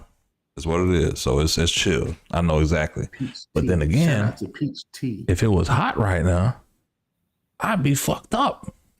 What? So I'm gonna drink it. I'm gonna drink it for what it is. It could be a beer, cold beer. We got cold beer in the house. Cold beer. I'm talking about like a Budweiser or a Corona. Strawberry lemonade. Shout out to McDonald's sweet tea. You know. Shout out to Kool-Aid. Water. We got water. Tapping in beer and some bubonic chronic. Okay. We got some. Okay. I ran out of my bubonic chronic, but I can't talk about that on YouTube because I'm monetized. I'm gonna say I don't think we can say that though, right? Yeah. I don't think we can say that. Water best. Hey, shout out to the water, man. Shout out to you, the troll. Mexican drink Budweiser. Water. Hey, man, shout out to lemon water Gatorade. Shout out to Smart Water. You know. Shout out to Alkaline Water. Shout out to Public Spring Water. And if I find out, Callaway water, throw your C's up. Callaway water, throw your C's up. If I find out I can't drink wine on the stream, if they demonetize this video, I won't drink wine again, y'all. I promise. But I know one thing I won't be drinking. Whatever the hell Diddy was drinking before these freak offs. Diddy juice. Monthly, he said that Diddy had told them that he only wanted to be surrounded by the best, and that sometimes he would appear angry when he would say something like this, but also that he would appear motivational when saying this type of thing. But as far as even just some of the threats, one of the threats were even made while George the person Kaplan who this brought case Diddy is the about, wrong we're water. Say what, Fiza? No, I'm saying, they talking about some defamation against who? Diddy, the person who this case is about, the horrible person that you keep hearing every day. That it's like every day you hear he's done something worse. It's like, oh, he can't do nothing this bad. Then you find out, oh, he actually can do even worse than that. And then you be like, damn, how worse can it get? And then the next day come, you be like, oh, it got worse. Like, dog, like this man was horrible. Like this man was beyond horrible. This man was like diabolical. You know how people use the word diabolical and they just use it to be extra? No, when in the dictionary, if you look at diabolical, Diddy picture is probably there. Like Diddy, dog. We don't even have to go to the Cassie stuff. We can just go to how he was torturing and tormenting people. We watched it in front of our own eyes, Phil. This man made them people walk to get that cheesecake. Who does that? Yeah. This man, bro, dog, this man been diabolical in our face all these years. And we just laughed and haha, kiki. He was on the band, what's the word? Harassing people. He was on the band, like tormenting people. And we just, haha, oh, he's such a hard ass. I mean, he's such a hard, CEO. Man, this man was crazy. Right. Yeah, Johnny Five, you're right. It's not defamation because the main thing about defamation, because people love throwing it out there. And I'm no lawyer, but I'm gonna tell you this for the stream, right? You gotta lose some money Hey, Layla, appreciate you, man. Make sure you like, subscribe. Appreciate you. Appreciate you for tuning in tonight. Do I want to show JT? I'll show that at the end. There has to be, you have to lose money for it to be defamation. That's kind of what this Drake Kendrick thing is about, right? Y'all basically said he was a pedophile. Now he losing money, so they try to defame him. So, you know, it's just go to that trial if you want an example to be real. But hey, Aloha Kitty, man, how you doing tonight? Hey, thanks for tapping in. Are they gonna demonetize us for drinking public stream water on the stream? No, we shouldn't be demonetized for that. We should be good. But you see my dog getting his gallon in. But let's get back to it. Something that Diddy wanted this alkaline water, and so what George did was he combined half a gallon of alkaline water and another half gallon of alkaline water, and then put it together to make that 1 gallon, and Diddy didn't necessarily like that, and so that was another instance that he remembered about Diddy just threatening his job essentially over fancy water. I want to circle back about the drugs because drugs are important in this case. On one hand, prosecutors say that the drugs were used to keep victims compliant. On the other hand, possession of drugs with intent to distribute is one of the underlying predicate crimes that the prosecution can prove in order to get to the racketeering charge. What did he say about picking up the drugs, purchasing the drugs? How did that all work out? Didn't even get an answer. All right, face it. Your life is a complete mess right now. What's up with these ads every 10 seconds on this channel? Yeah, it seems like drugs are kind of like a common theme, especially that the prosecution's trying to lay out that there was just drugs essentially every day in Diddy's life. It seems that's where the prosecution is kind of going with this. But as far as George Kaplan is concerned, he said that he did pick up MDMA for Diddy after being asked to by Diddy himself. He said this instance happened, or this particular incident that he recalled happened in Miami. Diddy asked him to Thank you, Layla. Diddy gave him the number, I guess, of the respective. They're going in about liberal. I'm gonna just turn this down. They're going in about liberal defamation.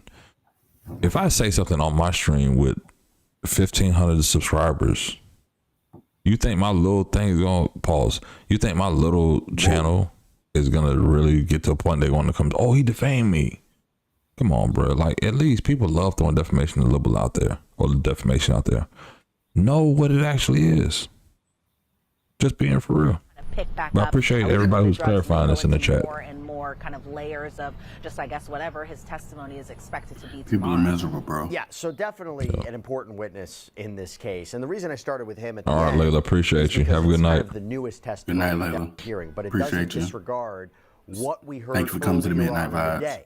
Because somebody that Yeah, I I see that, Johnny. dedicated a sidebar episode to, somebody who I think is going to be critical for this case, is a forensic psychologist who testified about essentially one of the main questions in this case. If Cassandra Ventura claims that she was a victim of Diddy's abuse for years, why didn't she leave? Why did she agree to freak-offs? Why did she seemingly set them up? Why was she encouraging them? Was she really? Was she really? Was it actually a lack of consent? Are we talking about complicated psychological issues? Why? Because we heard the testimony of Dr. Dawn Hughes. So, by the way, she had testified in the Johnny Depp Amber Heard trial, this board-certified forensic and clinical psychologist. She testified on behalf of Amber Heard back in that 2022 defamation trial. Elizabeth, she took the stand for the prosecution. Important witness to explain Cassandra Ventura's behavior, even though she didn't directly examine her, my understanding is. But she made some key points about why somebody like her would possibly stay in a relationship if it was truly toxic and it was truly abusive. And to basically say to the jury, she is potentially a victim of sex trafficking. What insights do you have about Dr. Dawn Hughes? Yeah, well, one thing about Dr. Dawn Hughes is when she was on the witness stand. Now, Jesse, I'm someone who talks really, really fast. I know that. My mom has even told me about that. But Dr. Hughes, when she was on the stand, she was probably talking faster than I am talking to you right now. She goes so fast that sometimes I'm just like writing everything down and that stuff. But she goes so fast. And so as far as just some of the key points of her testimony, you know, the question always remains. And it's a question we ourselves get sometimes when we're doing stories outside of this coverage, just about why victims of domestic violence and why victims of sexual abuse stay with the partner. Oh, that's on them, that ain't on us. Out in a way that I think was maybe very helpful to the jury, but it also came with kind of this giant caveat that she wasn't allowed to say certain words like coercive control, something that was agreed upon even prior to trial beginning. And so as far as just some of the testimony that she gave while under direct, she was talking just about physical abuse, where the normal reaction when somebody hits us or when... I hate to say this, to be real, FEEZY.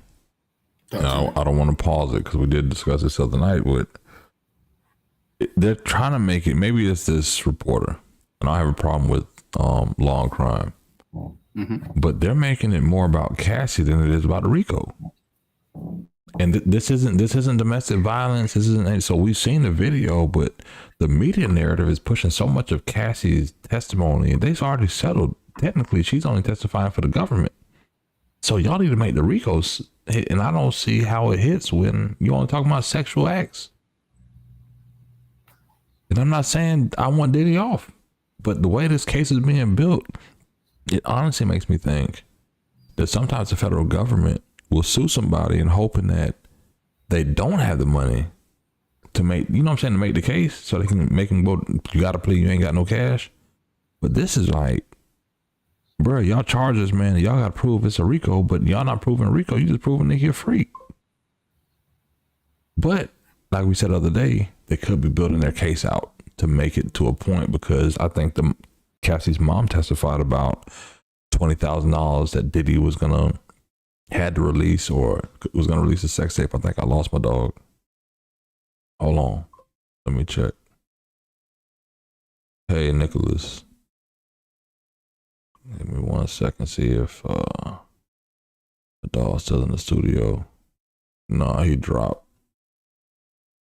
His laptop may have died. So what I'm gonna do is, we know how to adjust. When my dog get back, oh, he's back. Okay, hold on, my dog back. He probably had a phone call. Hold on, I can't hear you. It didn't die, but I need to plug it up. So that's what I'm doing. I got you. Take your time, bro. BRB chat. I was trying to do it slick. So, but when I heard you was talking about, hold up, wait. Hey, I had to look at the technical difficulties. Like, where my dog at? Right. I got you. Hold no, I'm gonna go ahead and play this. That'll give you time. We'll be good to go. I got you. Yeah. Yep. A victim is hit is just fear, and it's really hard to kind of break that pattern. She talked about psychological abuse, where it's all about threatening physical violence, and you're kind of walking on eggshells, and those symptoms included depression and PTSD and anxiety.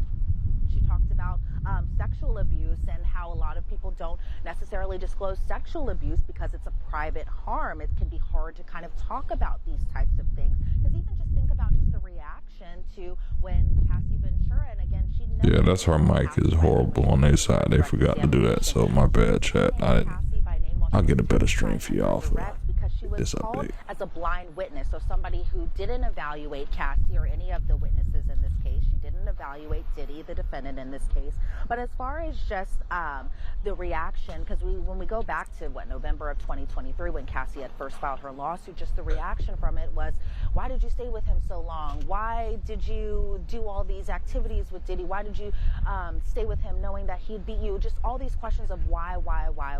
So Dr. Hughes, again, I think did a great job on kind of breaking it down during the direct testimony, as far as even in instances of emotional abuse, where someone belittles them, demeans them, and puts down their partner. If you can't talk about kind of what's happening with other people just out of fear or anything like that, how can you go and try to get help? Because you might be embarrassed or ashamed just of everything that you're going through. And so abuse is a real thing, man. Talk about these things. She brought up another point where she was discussing just the financial aspect of everything, where she said that sometimes people need tangible reasons to leave. So how do you leave someone if you don't have access to tangible resources such as money or an apartment? When asked as far as why victims do come back to their perpetrators or their abusers, she said it's because some... Give me all your love. Bruh. Get out of here. What kind of random ass commercials they run on this feed? Right. You don't get your... Right. Start out at a place of love, and the person who wants that love back will just continue going back to the person who inflicted possibly violence on them, abuse on them, just because they always are remembering that person that they first fell in love with. She said that dropping this Arabic in here, boy. I gotta translate that, my boy. Because these acts just get so humiliating too that they're scared to talk about it out of fear, so they end up going back to their abusers, where essentially this is kind of common. And as far as just the trauma bond, that a lot of people feel hopelessness. They have a fear of just leaving their partner and even just trying to leave. We talk about JT this funny, all the man. time at Law and Crime. That's where it Arabic, takes my boy. more than one time for somebody to try to leave. It takes multiple attempts for people to try to leave, because there's so many obstacles, such as fear of retaliation, that their lives could be in danger, and that more often again than not, victims end up returning again to their abusers, to their perpetrators, because they return for that love. They return for that good version of the partner that they fell in love with that's initially. Arabic, Johnny. I had to translate it the other night. Cassie was talking about while on the stand, but it's not even just isolated to Cassie, right? Again, this is something that's very common that we talk about throughout our society, just about believing victims that go through these types of things. And just as far as the question of why, Let's be respectful in the chat, y'all. I get it. It's an international piece. People all over the world on chat I tonight. think that this case could rise and fall. Man, look, testimony. man, y'all don't even act like And that by the way, I tonight, know man. that the Chat, prosecution hey and the man, defense is going to call if their you own international, man, I if you think- international, tap in. Where you coming from, international, man? And we all unified in here, man. Well, it's because we end up having people who write Arabic. I thought it was Hebrew until 2 days ago, and there's no real translation with the Arabic. So it's like I actually want to know what it says, but then I don't know where they are in the world either. Because even when I translate it, it doesn't say what y'all think it may say. Like I translated one, it says Wali Kawif Khalif Hussein Musa Wali Kawif, and it just says it over and over, and I'm like, I know this ain't what they just wrote for real. Mm-hmm. But yeah, let's get back. International, where y'all at, man? Tap in. Where y'all coming from? Yeah, out the country. it's about 1:42 a.m. on the East Coast. What time is it in your city right now? Just let us know. Just put the time in the chat, if anything. Appreciate y'all. Let's get back to this. That back and forth with the jury, trying to understand and make sense of Cassandra Ventura's testimony versus her text messages versus her, allegedly staying in this relationship for. You good, Pat? How you doing? Welcome to the stream. Down to if they believe Dr. Dawn. Thank y'all for Hughes, tapping which brings in. me to my central question here: how was the jury responding to her testimony? And this is before we even get into the cross. Okay, so East Coast. Put the cross to the side for a second. That's on Central. How was the jury responding to what she was explaining to them? Were they attentive? Hey, Murray. Were they taking notes? Did they seem All right, we got like, Central, I know it's impossible. But Midwest. It seemed like they were, I don't know. We got some Cali folks in here, so we hitting all the time zones in America tonight, man. Beautiful things. When she was first under direct, her testimony wasn't very long, honestly. I didn't think it lasted that long. So from what I could see of these jurors, they were writing down their notes. There's this one juror who sits in the front row. Big that I'm always Memphis kind in of the house, focused on Diddy, you because he right. seems so focused Shelby on County in he's this always bit. jotting down notes. He's always looking at the exhibits. And so I'm always kind of wondering what's going on in his mind. And then from just speaking with other people who work in the press and stuff like that, they say they're always focused on row 2 because row 2 is a little bit more animated. But from where I was sitting, unfortunately, I didn't have the best view of them. But from what I could see of just some of the ones on the end, I definitely saw a lot of attention, especially to Dr. Hughes when she was testifying. And there are times where, they do the kind of back and forth between the prosecutor and then the witness. But for the most part, from what I could see, I should say, I definitely saw these jurors just focused on kind of everything at hand. Now, once it got to the cross-examination, they might have been lost a little bit because that just went on and on and on. well, let's talk about the cross-examination. So 2 things about the cross-examination. The person who was conducting the cross-examination is somebody we haven't seen in this courtroom before. And 2, what was the theme of the cross-examination? What were the points they were trying to hit? Yeah, well, to go to your first point, Jesse, this was the first time the jury was essentially seeing Jonathan Bach in action. Now, fun fact about Jonathan Bach is that he's actually married to another defense attorney that we know very well here in this trial, and that's Alexandra Shapiro of Shapiro and Bach, or Bach and Shapiro. And so they work together. They are together as a married couple, and now they work on this case together. So I think that's kind of an interesting fun fact. But as far as the cross-examination goes, Jonathan Bach, for the most part, was very meticulous as far as just asking the questions. He really kind of took it piece by piece. I was kind of wondering Terry, Big Florida in the house. We got Jacksonville in the house tonight. why is he showing up Where you on at in Florida, Terry? You don't have to give me the city, just give me the region. When it came to this cross-examination, and you know, there were points where it really just felt like it was just going on. I love and on, Nashville. Wondering where was this going, because it felt like the cross. Hawaii in the house. Okay, my sister's in Hawaii right now. So, that's what's up. essentially trying to hit home New the Orleans in the points building, that Brian. I people appreciate you necessarily tapping get in. involved is because Dr. Don Hughes was Sonny, yo, testifying you still in here, man? general. I appreciate you, Sonny. Talking about Cassie Ventura, or even the other witnesses in South the case, Florida. was Okay, really I'm from kind of Palm speaking Beach. in general. Just about the For good 5-6 ace in your face, man. I love South Florida. South Florida is. Hold on, let me turn her audio down because I ain't talking about too much. South Florida is the only place where the second you leave Port St. Lucie, you hit Palm Beach County.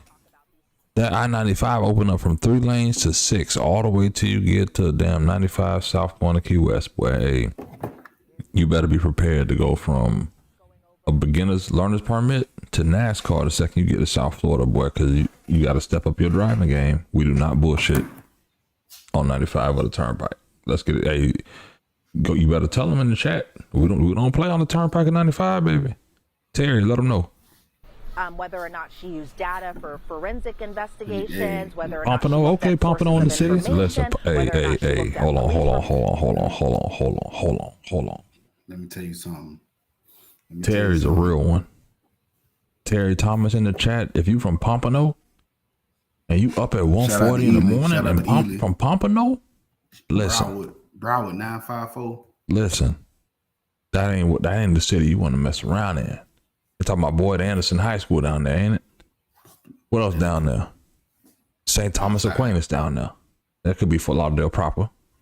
But listen, you don't go to Pompano.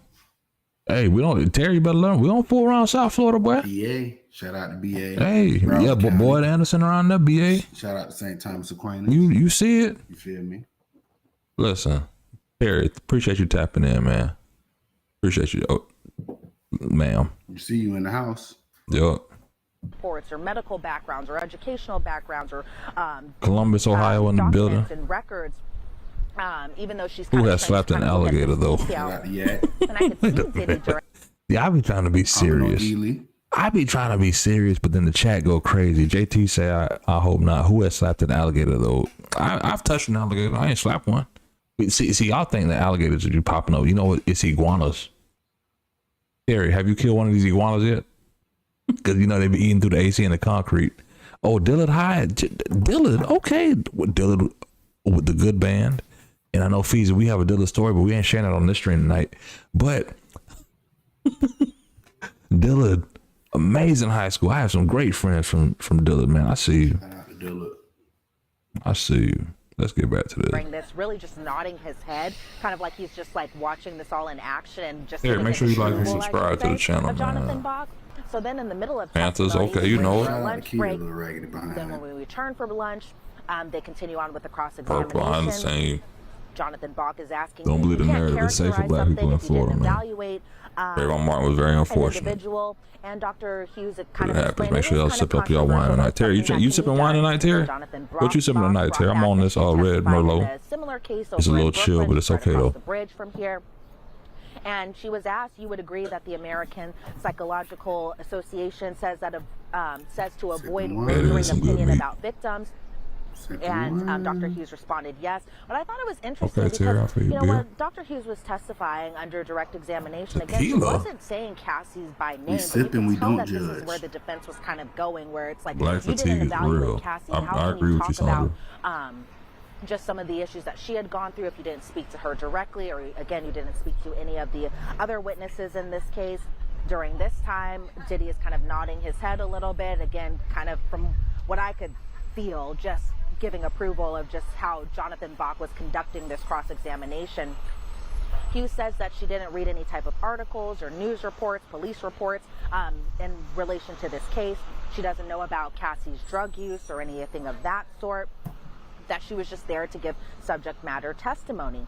And then that's when they kind of get a little spicy as far as the cross-examination goes, because the defense was like, well, you didn't talk about who got a civil plaintiff's lawyer, and the defense was essentially saying that some of these people who kind of talk about this abuse, that they just essentially want money. And Dr. Hughes explained, well, they want to right the wrongs. I think that's something that Cassie herself has kind of been wanting to do. Hey, J-Dub, I appreciate you. Hold on, it's been about 20 minutes. I appreciate you, everybody who's been here throughout the stream.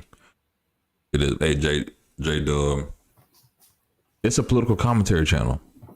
I'm a professional lobbyist by trade. I fell in politics, never wanted to work into it. And I made this channel back in October. Shout out to y'all. Just to talk about the campaigns and the elections and the narratives, right? But over the past 2 to 3 weeks, I've been live streaming political content, streaming my political commentary, and we've been able to have crowds like this. We're over 160 people who are here with us now talking. We've had over 61,000 people tonight stopping our stream over the last 2 hours. So I want to thank everybody who's stopped in the stream, who's chatted with us, who's kept the chat going. It's Diddy. I would say it's a left channel, but they're cool. I appreciate that. I am a Democrat. I've elected Democrats to Congress, to state legislatures, to county commissions, whatever. I work with Democrats, but I'm also in Florida, the third largest state. And y'all probably heard of our governor. They have a guy named Ron DeSantis, right? America's governor, I think they call him, right? And I work here. I've been working in Florida's political process for 15 years. And guess what? Florida has never been a Democratic state the entire time I've worked in this process. So guess what? I'm a Democrat who has to work with Republicans, who loves to work with Republicans. I am bipartisan by nature, because I realize that when you get Republicans and Democrats together and they can agree on an issue, it's best for the people. So we get outside the narratives, right? So that's really what it is. So I created this channel to help not only have political commentary, but talk about issues and also some current events. And Diddy is one of the current events, because earlier, I think we watched the South African president and President Trump address the narrative around the white farmers or the African immigrants that they're flying over. So a lot of that is there, right? But to the most part, educating people about policy, politics, and having something that's not too far either way to get there. But I'll tell you this. We said it earlier, April 6th, and I'm working on my YouTube video, how I monetize my channel in like 2 weeks with vertical live streams, but we had 300 subs. My goal for this month was really to get to 450, 500, right? Because 30, 40 here, post some content, whatever. All of a sudden, we've taken off over 1,500 subs. In a matter of, I've picked up 1,000 subscribers in like 3 weeks. Amazing, right? Really through vertical streams. So at least an authentic conversation. People have came in all over the world. People from South America, Finland, Houston, Dallas, New York, Cali, all over. Then I invited my dog FEEZY the Great on. And FEEZY's in Atlanta. Me and FEEZY been rocking tough since 10th grade, right? So we've seen each other go through this process. He's not a lobbyist, but it is what it is, right? And I'm not getting to the work here. I can do a lot of self-promoting, but I'm not doing that right now. But to the main point, it's really about creating a community of people who can talk about the issues and not get divisive. But at least for now, live streaming with y'all, connecting with the people and saying, you know what, hey, I'm not trying to change your opinion on who to vote for and what to do. What I want to do is help educate you to get out the narrative. So we're not sitting here hating people over their politics. Let's at least get to a point of saying, is this the best thing for American people? Is this what I love and agree with in this country, right? And that's just a little bit of this channel. So we're developing and we're growing, and I appreciate y'all for tapping in with your boy. But I don't know what Sandra's talking about, because Sandra been in here trolling, and I haven't been the type to ban anybody from my chat, and I'm not going to. But Sandra talking about defamation. She don't even know what defamation is. They've been talking about libel, and luckily I had people like Johnny Five, and my girl was in here, Layla, earlier with nonsense, telling her, hey, chill. You don't even know what you're talking about. But I appreciate y'all tapping in. So real quick, JT, Telly, appreciate y'all, Diddy, tapping in. But more than anything, let me yield to my homie FEEZY. Great, have him introduce himself. Mr. FAMU 40 for FEEZY. Take over, and then we're gonna get back into this. And also, I'm gonna let y'all know, my bad, FEEZY. The U.S. House is on the floor debating the tax bill. We're going to hop in. I pause it to check out my girl, Amelia Sykes, the representative, represents Akron, Ohio. We did the CBC boot camp together. Going to check her out after this, but we're going to get through the Diddy trial. I'm going to have FEEZY introduce himself, and we're going to keep it going. But I appreciate y'all. But we'll probably be streaming for the next 30 minutes because we got working. I got a kid to take to daycare in the morning, but I'm going to yield to FEEZY. Go ahead, my boy.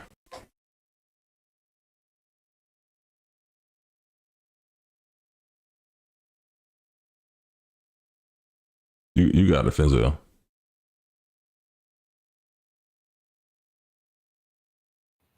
Phil, can you hear me? Yeah, I hear you. I hear you fine. You hear me? You can't hear me? Yeah, I hear you. You can't hear me? Yeah. Oh, okay. All right. My bad. Hey, again, thank you all for coming out, man. Thank you all for being up this time of night. Thank you for taking time out of your busy schedule, whether no matter what part of the country you're in, no matter what part of the world you're in. Thank you for being here with us. Again, my name is FEEZY the Great, FEEZYDAGR8 on Instagram. Appreciate you there, too. As Phil's saying, we go all the way back to high school, man, but coincidentally, our paths started aligning in college. We started working in the political process. We started working on campaigns. We started working for governments. Like I said, specifically, I worked for several capital city governments. Okay, Kentucky in the house. Worked for the Florida Democratic Party, the Leon County Democratic Party. As Phil said, I've won awards. I've written books. I'm an author. I have a couple things going on, man, you know.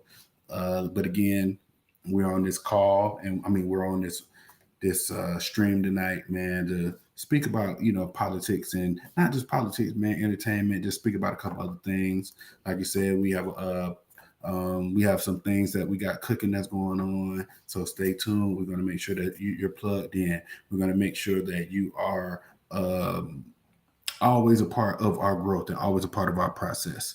Again, that's all I got, Phil. I slide it back to you. Again, thank y'all very much for your time. Thank you very much for everything, Phil. Hey, let's make it happen. And again, I told FEEZY Great that these vertical streams are really get the numbers up. We get a nice little community. But I also see my girl, Josette. I hope I pronounced that right. Kentucky, JT's in Kentucky. My wife actually taught at Murray State University in Murray, Kentucky for a year. And I was up there for a little while. And we used to love going to Paducah, the little river up in Paducah. So Kentucky, good living. I'll tell you this great story about Kentucky. We're at Murray State University. Murray's in the middle of nowhere, right? And the NWA movie had just came out. What was it called? It wasn't. What was the name of the movie? NWA movie. Regardless, we watched the NWA movie, and the thing about it was, we're in Kentucky. We got 2 tickets, popcorn, nachos, right? And I'm fat. I'm out of shape, so of course I'm gonna remember the food too, right? Straight out of Compton. Right? Straight out of Compton. And a drink, $20. And this was 2015. 10 years ago. I'm from Palm Beach, like we said earlier, Terry, you know, South Florida. Not only are we real with the speed, but we real with the cost of living, right? That I haven't paid $20 for a movie since middle school. So imagine, straight out of Compton, went to go see it. Me and my wife, dating at the time, $20 date. At that point, I realized in Kentucky and the rural parts of America, they don't deal with the same issues we deal with in urban rural areas. The cost of living is cheaper. So that perspective, I really learned, like, you know what? We have to, when we create policies, we can't just think about people in Florida. We got to think about national, because the issues that we deal with. Brunch. They ain't got to pay for parking. Yeah. They ain't got to pay for $20 mimosas. They ain't got to pay for $50 hookahs. Exactly, but you're not doing that in rural America. Like, you go to Atlanta, just going out is going to be $150, right? Just to go to brunch. But you go to a place like Murray, Kentucky, no, that's not happening, right? So either way, you gotta stop going out, period, because of high prices. You feel me, Terry? You feel me? But anyway, let's get back to the Diddy stuff. I appreciate y'all again tapping in. We got 137 people here with us. Brunch is easy as smooth $150 if you got a girlfriend. Come on. In Atlanta, your girlfriend could be a boyfriend, but that ain't this stream. Okay, never mind. Let's get back to it. Kind of continued asking just about victims going to civil lawyers and recalling details that they never recalled before.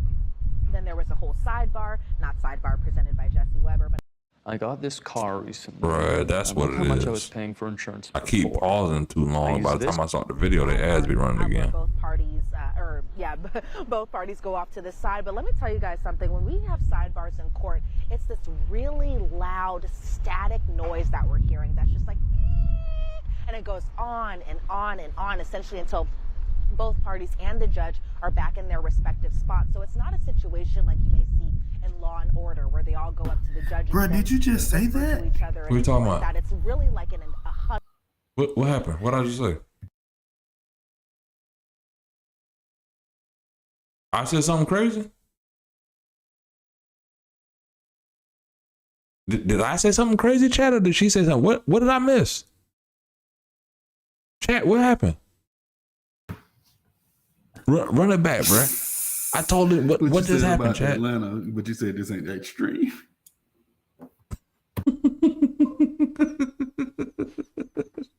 Man. You're a wild boy, both man. parties, the judge, the court reporter off to the side while this loud noise kind of goes on. So then they actually ended up dismissing the jury because they had to have some quick arguments about something that the defense wanted to introduce, and that was just kind of this presentation that Dr. Hughes did back in 2015, where she was conducting kind of a webinar essentially about it was involving women who have been battered I totally for an missed it. organization, again, this being 10 years ago in 2015. So I thought it was interesting that the defense New Atlanta. pulled the New Atlanta presentation that she did from 10 years ago, where essentially Dr. Hughes was talking about giving expert witness testimony in cases that involved domestic violence. There were all these different parts about appearing in court or conduct or I ain't gonna hold you. This is kind of boring. Navigating direct and cross. I was expecting some drama. Initially, the government had an objection to this because they didn't want this document shown in front of the jury. They didn't want it shown in front of the jury because they said that this could get a little confusing for them. And so what they ended up doing was not showing it in front of the jury, just showing it to the respective parties as well as the witness person. What Kid Cudi? They ain't post Kid Cudi testimony yet? That's what you need to be posting. I think that was yesterday or today. I gotta find that. That's what we need to talk about. We need to hear about this car get blown up. Let me try to find that. Okay. Chat, here's what we're about to do, chat. I'm about to find that, right? But what we're going to do while I try to find that is we're going to go to the House floor, because the House floor, they are debating. Because the Republicans Nancy Pelosi's on. Millions of American families, seniors and veterans. Let's go.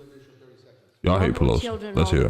Hey. People with disabilities will lose their health care. Rural hospitals will be closed. Millions of jobs will be destroyed across America. And all of this to give another massive tax cut to the richest people in America. It is a Republican Robin Hood in reverse, one of the largest transfers of wealth from working families to the rich in our country. I urge a no vote on the rule and on the bill. Gentlelady yields. And that was Pelosi live. I want to go back to my homegirl Amelia Sachs from Ohio, Akron, Ohio, because as I said earlier, you vote one time, and guess what happens? These people have to basically sign up. 1 minute. These people sign up to represent you all the time. So here's where we are. Currently, they are debating or plan on voting on Trump's tax plan, the big, beautiful bill. And after it passes the House, it has to go to the Senate. Now, if you're unfamiliar with the bicameral process of government, how government actually operates and works, let me switch this over since FEEZY fell off for a second. There we go.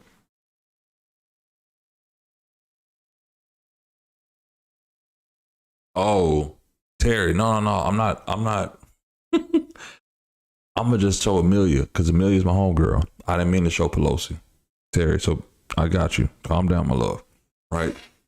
But I have a friend of mine who I served in the Congressional Black Caucus boot camp with. She is a Democrat out of Ohio. But Ohio is red, so for what it is. But I just want to hear her piece on it. But there is a point of, I say respectfully, not even to get into the weeds of the politics, of understanding exactly what the benefits are of what the benefits are in the tax package, whether you're looking for opportunity zones, affordable housing. My grandfather's 96. He's in Palm Beach, right? So at least Medicare. and things of that nature to see, okay, would he potentially be impacted? God willing, he continue to live, right? How would he be impacted? And how would my mother and the caregivers be able to protect it? And that to me is the biggest thing. I think a lot of times we get so caught up in the narrative. Like, Terry, we're in Florida together, right? You may have heard Governor DeSantis talking about, oh, people need property tax relief. Property tax is way too high. I agree with you, right? The issue is this. The governor's office hasn't come up with a plan to solve the property tax issue, right? However, the Florida House has started looking into it to say, you know what? Some cities in the state of Florida, 98% of their city base, like revenue, is based on property taxes. Some cities, it could be 3%, or counties, right? Or 25%. Excuse me. So it gets to a point of saying, all right, cool. You have to have all these different kind of thoughts in policy. But it's a main point to what I'm saying here is the House has to pass their tax package, which will be in it, understand what's in it, but the Senate also has to go vote on it. So really over the next 2 months, this tax package will probably be the biggest thing discussed by the president and anybody who's against it, any Republican at least, and Democrats. It'll be a big fight. So Terry, don't leave me because I put Pelosi on. We homies. We from South Florida together. You can't leave me. But I do think I did get a text from FEEZY. Let me double check my text. 2 a.m. Yeah, I'm up.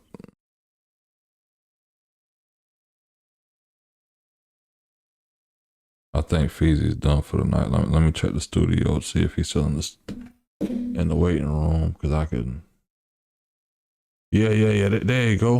Hold on. FEEZY back, y'all. You can't leave us. No, FEEZY back, y'all. Hold on. We Palm Beach, man. We got to stay together. Yeah, Terry. I ain't done tonight. I'm back. Oh, guess there we who's go. been Zach? Oh, okay. So let's go to my girl. Let's go to my girl, Amelia Sykes. See what she has to say. Now, again, this is why people want you to vote. If you didn't vote, and here's the thing, I'll be real. To my Republican friends that are on the stream, we don't have to tell y'all to vote. You understand the importance of voting. I'm not talking to y'all. I love y'all because you vote. I'm talking about the independents and my people of color. These people, the black folks, or the KNWE grows, right? When we don't vote, we're basically telling people that, you know what? By the way. Yeah. We telling people, hey, do what you want with our policies and whatever. Y'all real. Shout out to y'all. Right. But when you do vote, this is what you're voting for. So you can be asleep at 2 a.m., but you know that your elected officials are, whether you're Democrat, voting against the Trump plan, or Republican, voting for the Trump plan. But you're basically voting to say, you know what? I think you represent my ideals. That's who I'm going to support. And then they're the ones up at 2, 3 in the morning working with you, working for you. But let's get into my girl Amelia, the representative from Akron. To the gentlewoman from Ohio, Ms. Sykes. Ladies recognized. And Phil, this is live currently, correct? Yes, they're currently on the floor now. And my girl Amelia Sykes, I respectfully, she bad. She's fine too. She bad. She married. She bad. But her mother and father were in politics in Ohio as well. My girl went to University of Florida. I want to say University of Florida Law School. But she's amazing. But let's hear what she has to say. Mr. Speaker, every time I hear the name and the title of H.R. 1, I am stunned with how childish and immature it is to name a bill the way that the majority has. But truly, it is the cruelty that is the worst part of this bill. When I was first elected, I told the people of Ohio's 13th congressional district, it may be my name on the ballot, but we are all going to Congress together. And I made that promise because as a representative, it is my responsibility to make sure that my constituents' needs are being addressed here in Washington. The people in Ohio's 13th congressional district need lower costs. They need access to care, and they do not need this horrible. Yeah, she is, Diddy. I have said many times before, the access to maternal health, to infant mortality reduction, to making sure that people have access to substance and mental health services is what is so important, and there was no Republican mandate to kick our grandmothers out of nursing homes. But the most important part about this is that when I feel you, Terry. 30,000 jobs are on the line in Ohio's 13th congressional district. Mr. Speaker, what are you going to say to my constituents? Will you call them lazy, worthless, unworthy of food, shelter, and human dignity? I already know the answer, because the answer is yes, because I've heard you talk about constituents like mine and all over this country with disdain, 15 seconds. as though they are not important. Gentlelady's and they are recognized totally for additional unworthy 30 of seconds. This horrible, horrific, mean, cruel, nasty bill. Gentlelady yields back. Gentleman from Massachusetts. My girl Amelia Sykes, I didn't know that the debate would be so limited. But my girl Amelia Sykes got her stuff off. Congratulations to my girl. We're going to skip over Pelosi. If there's anybody else worth, is it Randy Fine? I know that. Is this Florida's governor? See, this is for my people. This is for my Republicans here. I'm going to go to Debbie Wasserman Schultz. Then I'm going to go to Randy Fine. Randy Fine is one of the newest Jewish Republican members in the U.S. House. Go ahead. How late do they be like in the chambers, bro? Like, I know they be in there forever, dog. Like, do they ever like wake up, or is it like a mandatory time where they got to stop, or they can wake up when the sun come up? Well, from what I know, when I worked with former member Lawson, for those of y'all, I'm gonna just say his name, Al Lawson, the former congressman I used to work with. I didn't work on the Hill. I was his campaign person, senior advisor. From what he told me, some people sleep in the building for situations like this because they get a notice, okay, the bill's on. So early tonight, they were in committee from 1 a.m. yesterday, Wednesday morning, because Thursday now, until 10:46 tonight. I know some of the stream we saw when the meeting adjourned. That's when we started the stream. So now that they've passed the bill through rules, now the bill's technically on the floor. They're debating the bill on the floor. So that's part of the process. This is a bicameral process again. The House has their process where they got to pass stuff through. The Senate will get it after, right? And because it's how most governments end up working, state and, not all states, but state and Congress, it ends up being the procedural thing. So I think FEEZY hopped off for a second. Let's get this together. Let's play Debbie Wasserman Schultz, and we're going to get into Randy Fine. And then I may wrap up the stream. FEEZY ain't going nowhere. He's still here. Yo. Let's get into Debbie Wasserman Schultz and Randy Fine. I'm going to have them run back to back, and then we'll open it up from there, y'all. This one big ugly bill, instead of cutting costs, it imposes the biggest healthcare cut ever, forcing 14 million people to lose coverage. Man, hey, for the long haul. We can run this for another hour. Hey, Diddy cooking her talking about something. No, hold on, you missing Diddy. I don't even know what it is. Diddy cooking her talking about something. She look like Willy Wonka mama. Chat crazy. Energy hurts farmers, expands abortion bans, and explodes the debt so badly it will trigger $500 billion in cuts to Medicare. And its 1,000+ pages all boil down to this: $1.1 trillion is swiped from SNAP and Medicaid and stuff. Say it again. What is that, bro?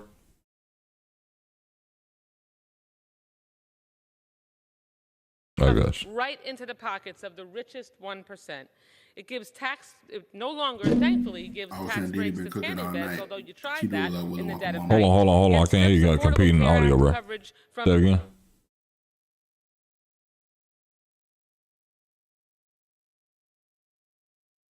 Go ahead, bro. I hear you now.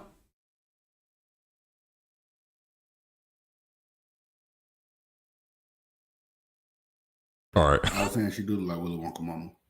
Yeah, I told Diddy wild.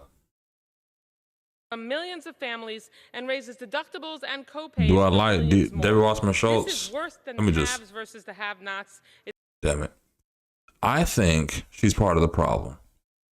But then at the same time, Terry, I understand the dynamics because I ran campaigns. I understand that she's in a heavy Jewish district, right? To where Boca Raton, the Lighthouse, other places, that she has a strong contingent of people that are there, and it's also a Democratic stronghold. The other part of it is Democratic votes are dwindling. So I don't have a problem with DWS. I do think she's part of the problem, to be honest, because it ends up being the narrative of fear factors instead of hope. And at the same time, Some people just don't want to hear all that nonsense. And I think her time has kind of ran up. This is why you may need some congressional term limits.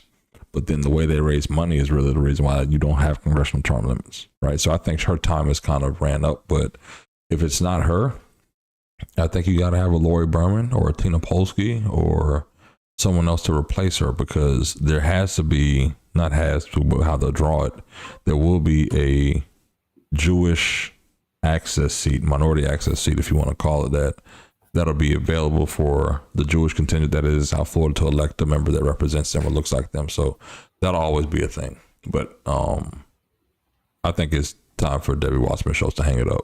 She's been in politics since the 90s. Baby, go enjoy time with your family for real. It's just one big giveaway to the have-yachts. I appreciate Terry, And though. just like Trump did to all his businesses, this bill will drive our constituents and our country into bankruptcy. Any Republican with a spine, which you clearly lack, and a conscience, which you also lack, should join me in voting hell no. I yield back the balance of my time. Members are reminded to direct their remarks to the chair. Purple 33, man. That's wild. I haven't heard that yet. Is recognized. Thank you, Mr. Speaker. I yield 1 minute to the gentleman from Florida, Mr. Fine. Real quick, I'm going to pause for Randy Fine for my Florida people. Randy Fine just got elected, formerly known as the Hebrew Hammer, in the Florida House. Got to the Senate last year and won a special election in March or April and got elected.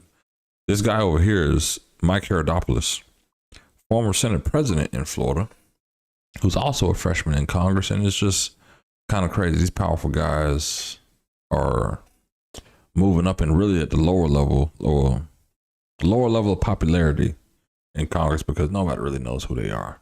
They went from top dogs in Florida to damn near bottom of the barrel in DC. It happens though. Gentleman from Florida is recognized for 1 minute. Well, thank you, Mr. Speaker. And I am a new person in this chamber. And one of the things I've observed over the last 6 weeks is a fundamental question of who is it that we should be most worried about. See, Rome is burning, and it doesn't seem as though people realize that. It is not thoughtful, it is not generous, it is not compassionate to borrow money from our children and our grandchildren to give it to people who should not be in our country anyway. It is not compassionate to borrow money from them to give it to people for health care if they could work and they could provide it themselves. But what is compassionate is to tell someone who is a waitress working hard to support her family that she doesn't have to pay taxes on her tips. It is compassionate to someone like my father who is blind to know he might not have to pay taxes on his Social Security. There is compassion in this bill. There is compassion for the American people, and I hope that everyone... I'm going to stop it there. And for those of y'all, my Republican friends in the chat who'll be like, oh, you know, they're Democrats. Like Diddy, I know you can get with this, right? This is why Democrats lose. You see how simple that narrative is? No tax on tips. No tax on tips makes a lot more sense than living wage. To me. FEEZY, what do you think? Or am I tripping?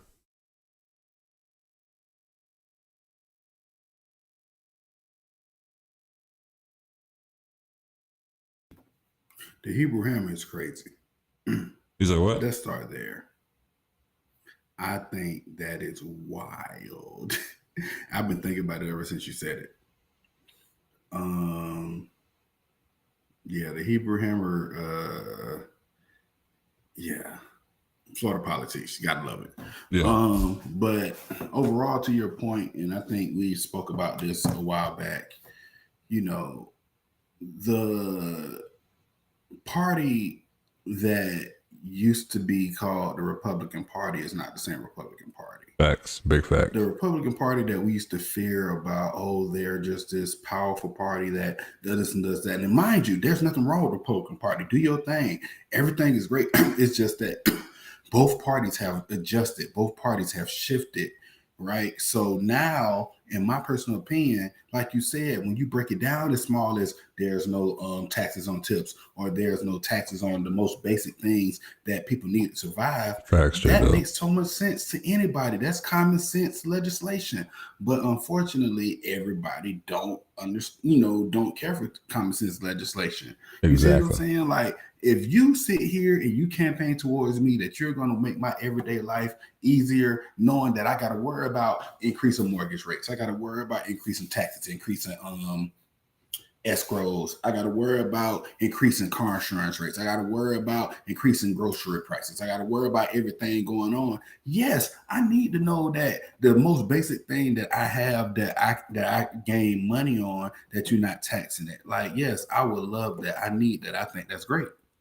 See, and I think that's the part where we want to be real. And I think, again, for my Republican friends, my Democratic friends, people who just don't care about either party, this is what I think of. It's like, how do you make it make sense to the average person?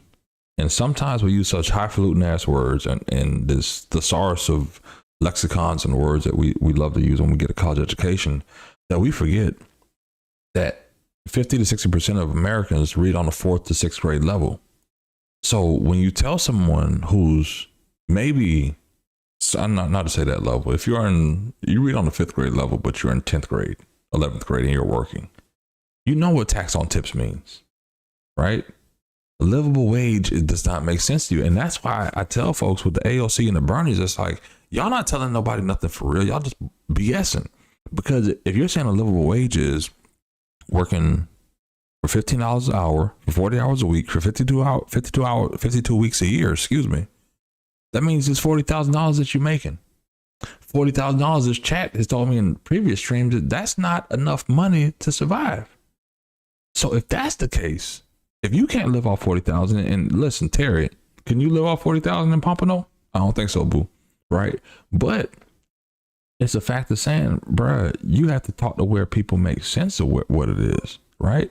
And when you don't make sense of what's happening, it's a problem. Now, Terry did say something earlier that they needed term limits in Congress. Now, here's the reason. It won't happen. It's a money play. Basically, you get elected Republican or Democrat, you're elected to raise money at that point for the Republican Party or the Democratic Party. So they're raising money all the time. Great. The term limits won't come in because even in Florida, what we've seen is continuity. I think that's what they call it in sports, right? Right, FEEZY? Sports, when you practice over and over and you build a continuity with your players and your teammates and shit like that. There's none of that, because what you happen is a brain drain. If you have a term limits and the members leave, the staff is the only one who stays. The staff becomes the most knowledgeable in this whole process. And that ends up diminishing the fact of elected leaders actually being effective because they are still learning on the job. If you have an 8-year term limit, I know the president has 4, but let's say 8 years, that's the max you can serve. It really takes you 6 years to learn the process. And by the time a lot of these members end up learning the process, hey, Angela, by the time you end up learning the process, you're on the way out. And term limits sometimes hurt. So even in Florida, I would say term limits have hurt, not just for Democrats, but they've hurt for a continuity in the process, because there shouldn't be a point where someone gets elected and they don't understand how the funding mechanisms for schools, prisons, water projects and things like that work. You're just hurting the state at that point. So I do feel that it's good, but it's bad at the same time. But I'll tell y'all this. It's about 225 or 222, right? Here's what I'm gonna do. I'm gonna make FEEZY video bigger. I'm gonna make my video bigger. Right? Let's eliminate it. So it's just 2 on 2. There we go. Pause. Right? And this will be the final call for the night, because it's 2:30 in the morning. We've had over, let's check it out, 63,000 people. This is the biggest, longest stream pause I've ever had, right? The normal stream has been about an hour, 2 hours. We normally get maybe 20 to 40,000 people, 50,000 on a good day. 60,000, that's the biggest stream I've ever had. And I understand some people say, some people go. But like my man, Johnny 5, been here the whole 3 hours. I appreciate you tapping in with me, Johnny 5, man. Love. Terry, take your time, appreciate you, man. Congratulations. J-Dub, appreciate you, man. I appreciate Angela, everyone. I seen my girl, Aloha Kitty, Diddy. Listen, Diddy, even though we Democrats, I know you feel the love, so make sure you subscribe and tell your homies to subscribe and say, you know what? I found some black Democrats that's cool. Arlo, appreciate you, man. First time, but hey, appreciate you tapping in, man. Listen, Listen, I'm gonna tell you this again. I started at 300 April 6th. I'll even be realer with y'all. I had a client who canceled a contract on April 2nd, and I told myself, like, bro, y'all wasting my time. I worked for y'all for 3 months. I could have been building up my youth. And this is where we are. So we're building out this channel. We're live streaming, having organic conversations, and hopefully connecting with people. And I know we are because y'all liking and subscribing. But last I checked, we were at 1,500 subscribers when I started this stream. I want to see where we're ending at tonight, right? So I'm not asking y'all to follow or subscribe. If you have already, I appreciate you. But let's see where we are. 1668. That means we picked up 100, close to 168 subscribers tonight on tonight's stream, the past 3 hours. I appreciate y'all clapping. Believing in. Hey, Terry, I appreciate you too. Thank you, Terry. Thank you, Terry. I look forward to having future conversations with you. Hey, you my Florida girl. We South Florida, true and true. You know, we rocked in together. You feel me? But I appreciate y'all. Everyone who's came in, who subscribed, I appreciate it. What I'm gonna do is yield to my man FEEZY the Great. Have him do the sign off, and more than anything, make sure you like and subscribe. Have a good night, J-Dub. I'm gonna still be reading through the chat. I'm gonna try to edit some of this up and get, you know, at least some good scripts or shorts to y'all. Try not to bombard y'all with content, but make sure it happens. FEEZY, go ahead, let's sign it out, man. We Floridian, we sit together. You know it, Terry. But make sure it happens. Man, shout out to you, Phil, again, man. Thank you for everything. Man, thank everyone for, you know, doing your thing. Thank you for everyone for popping out. Thank you for, again, taking your time out of your busy schedule to come here with us tonight, to hear us talk about some good things, hear us talk about some other things, you know. But either way, we're just happy that you're here. I did want to bring up one last point that you were mentioning before we signed off, but I'll just hold off on it until next time.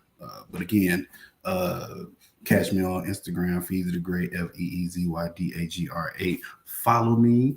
Like I said, man, we got a couple things cooking for you. You know, we want to make sure that you are locked in for what we have in store. So with that being said, Phil, again, shout out to the community, you know, shout out to the late vibes, you know, shout out to the we're gonna give y'all a name. By the next time we stream live and do Midnight Vibes, we're gonna give y'all a name, man. You know, we're gonna see what we're gonna, you know, call our tribe, you know, because we do fool with y'all. You know, y'all are consistent, y'all show up, y'all show out, you know, like I say, like, share, subscribe, everything you gotta do.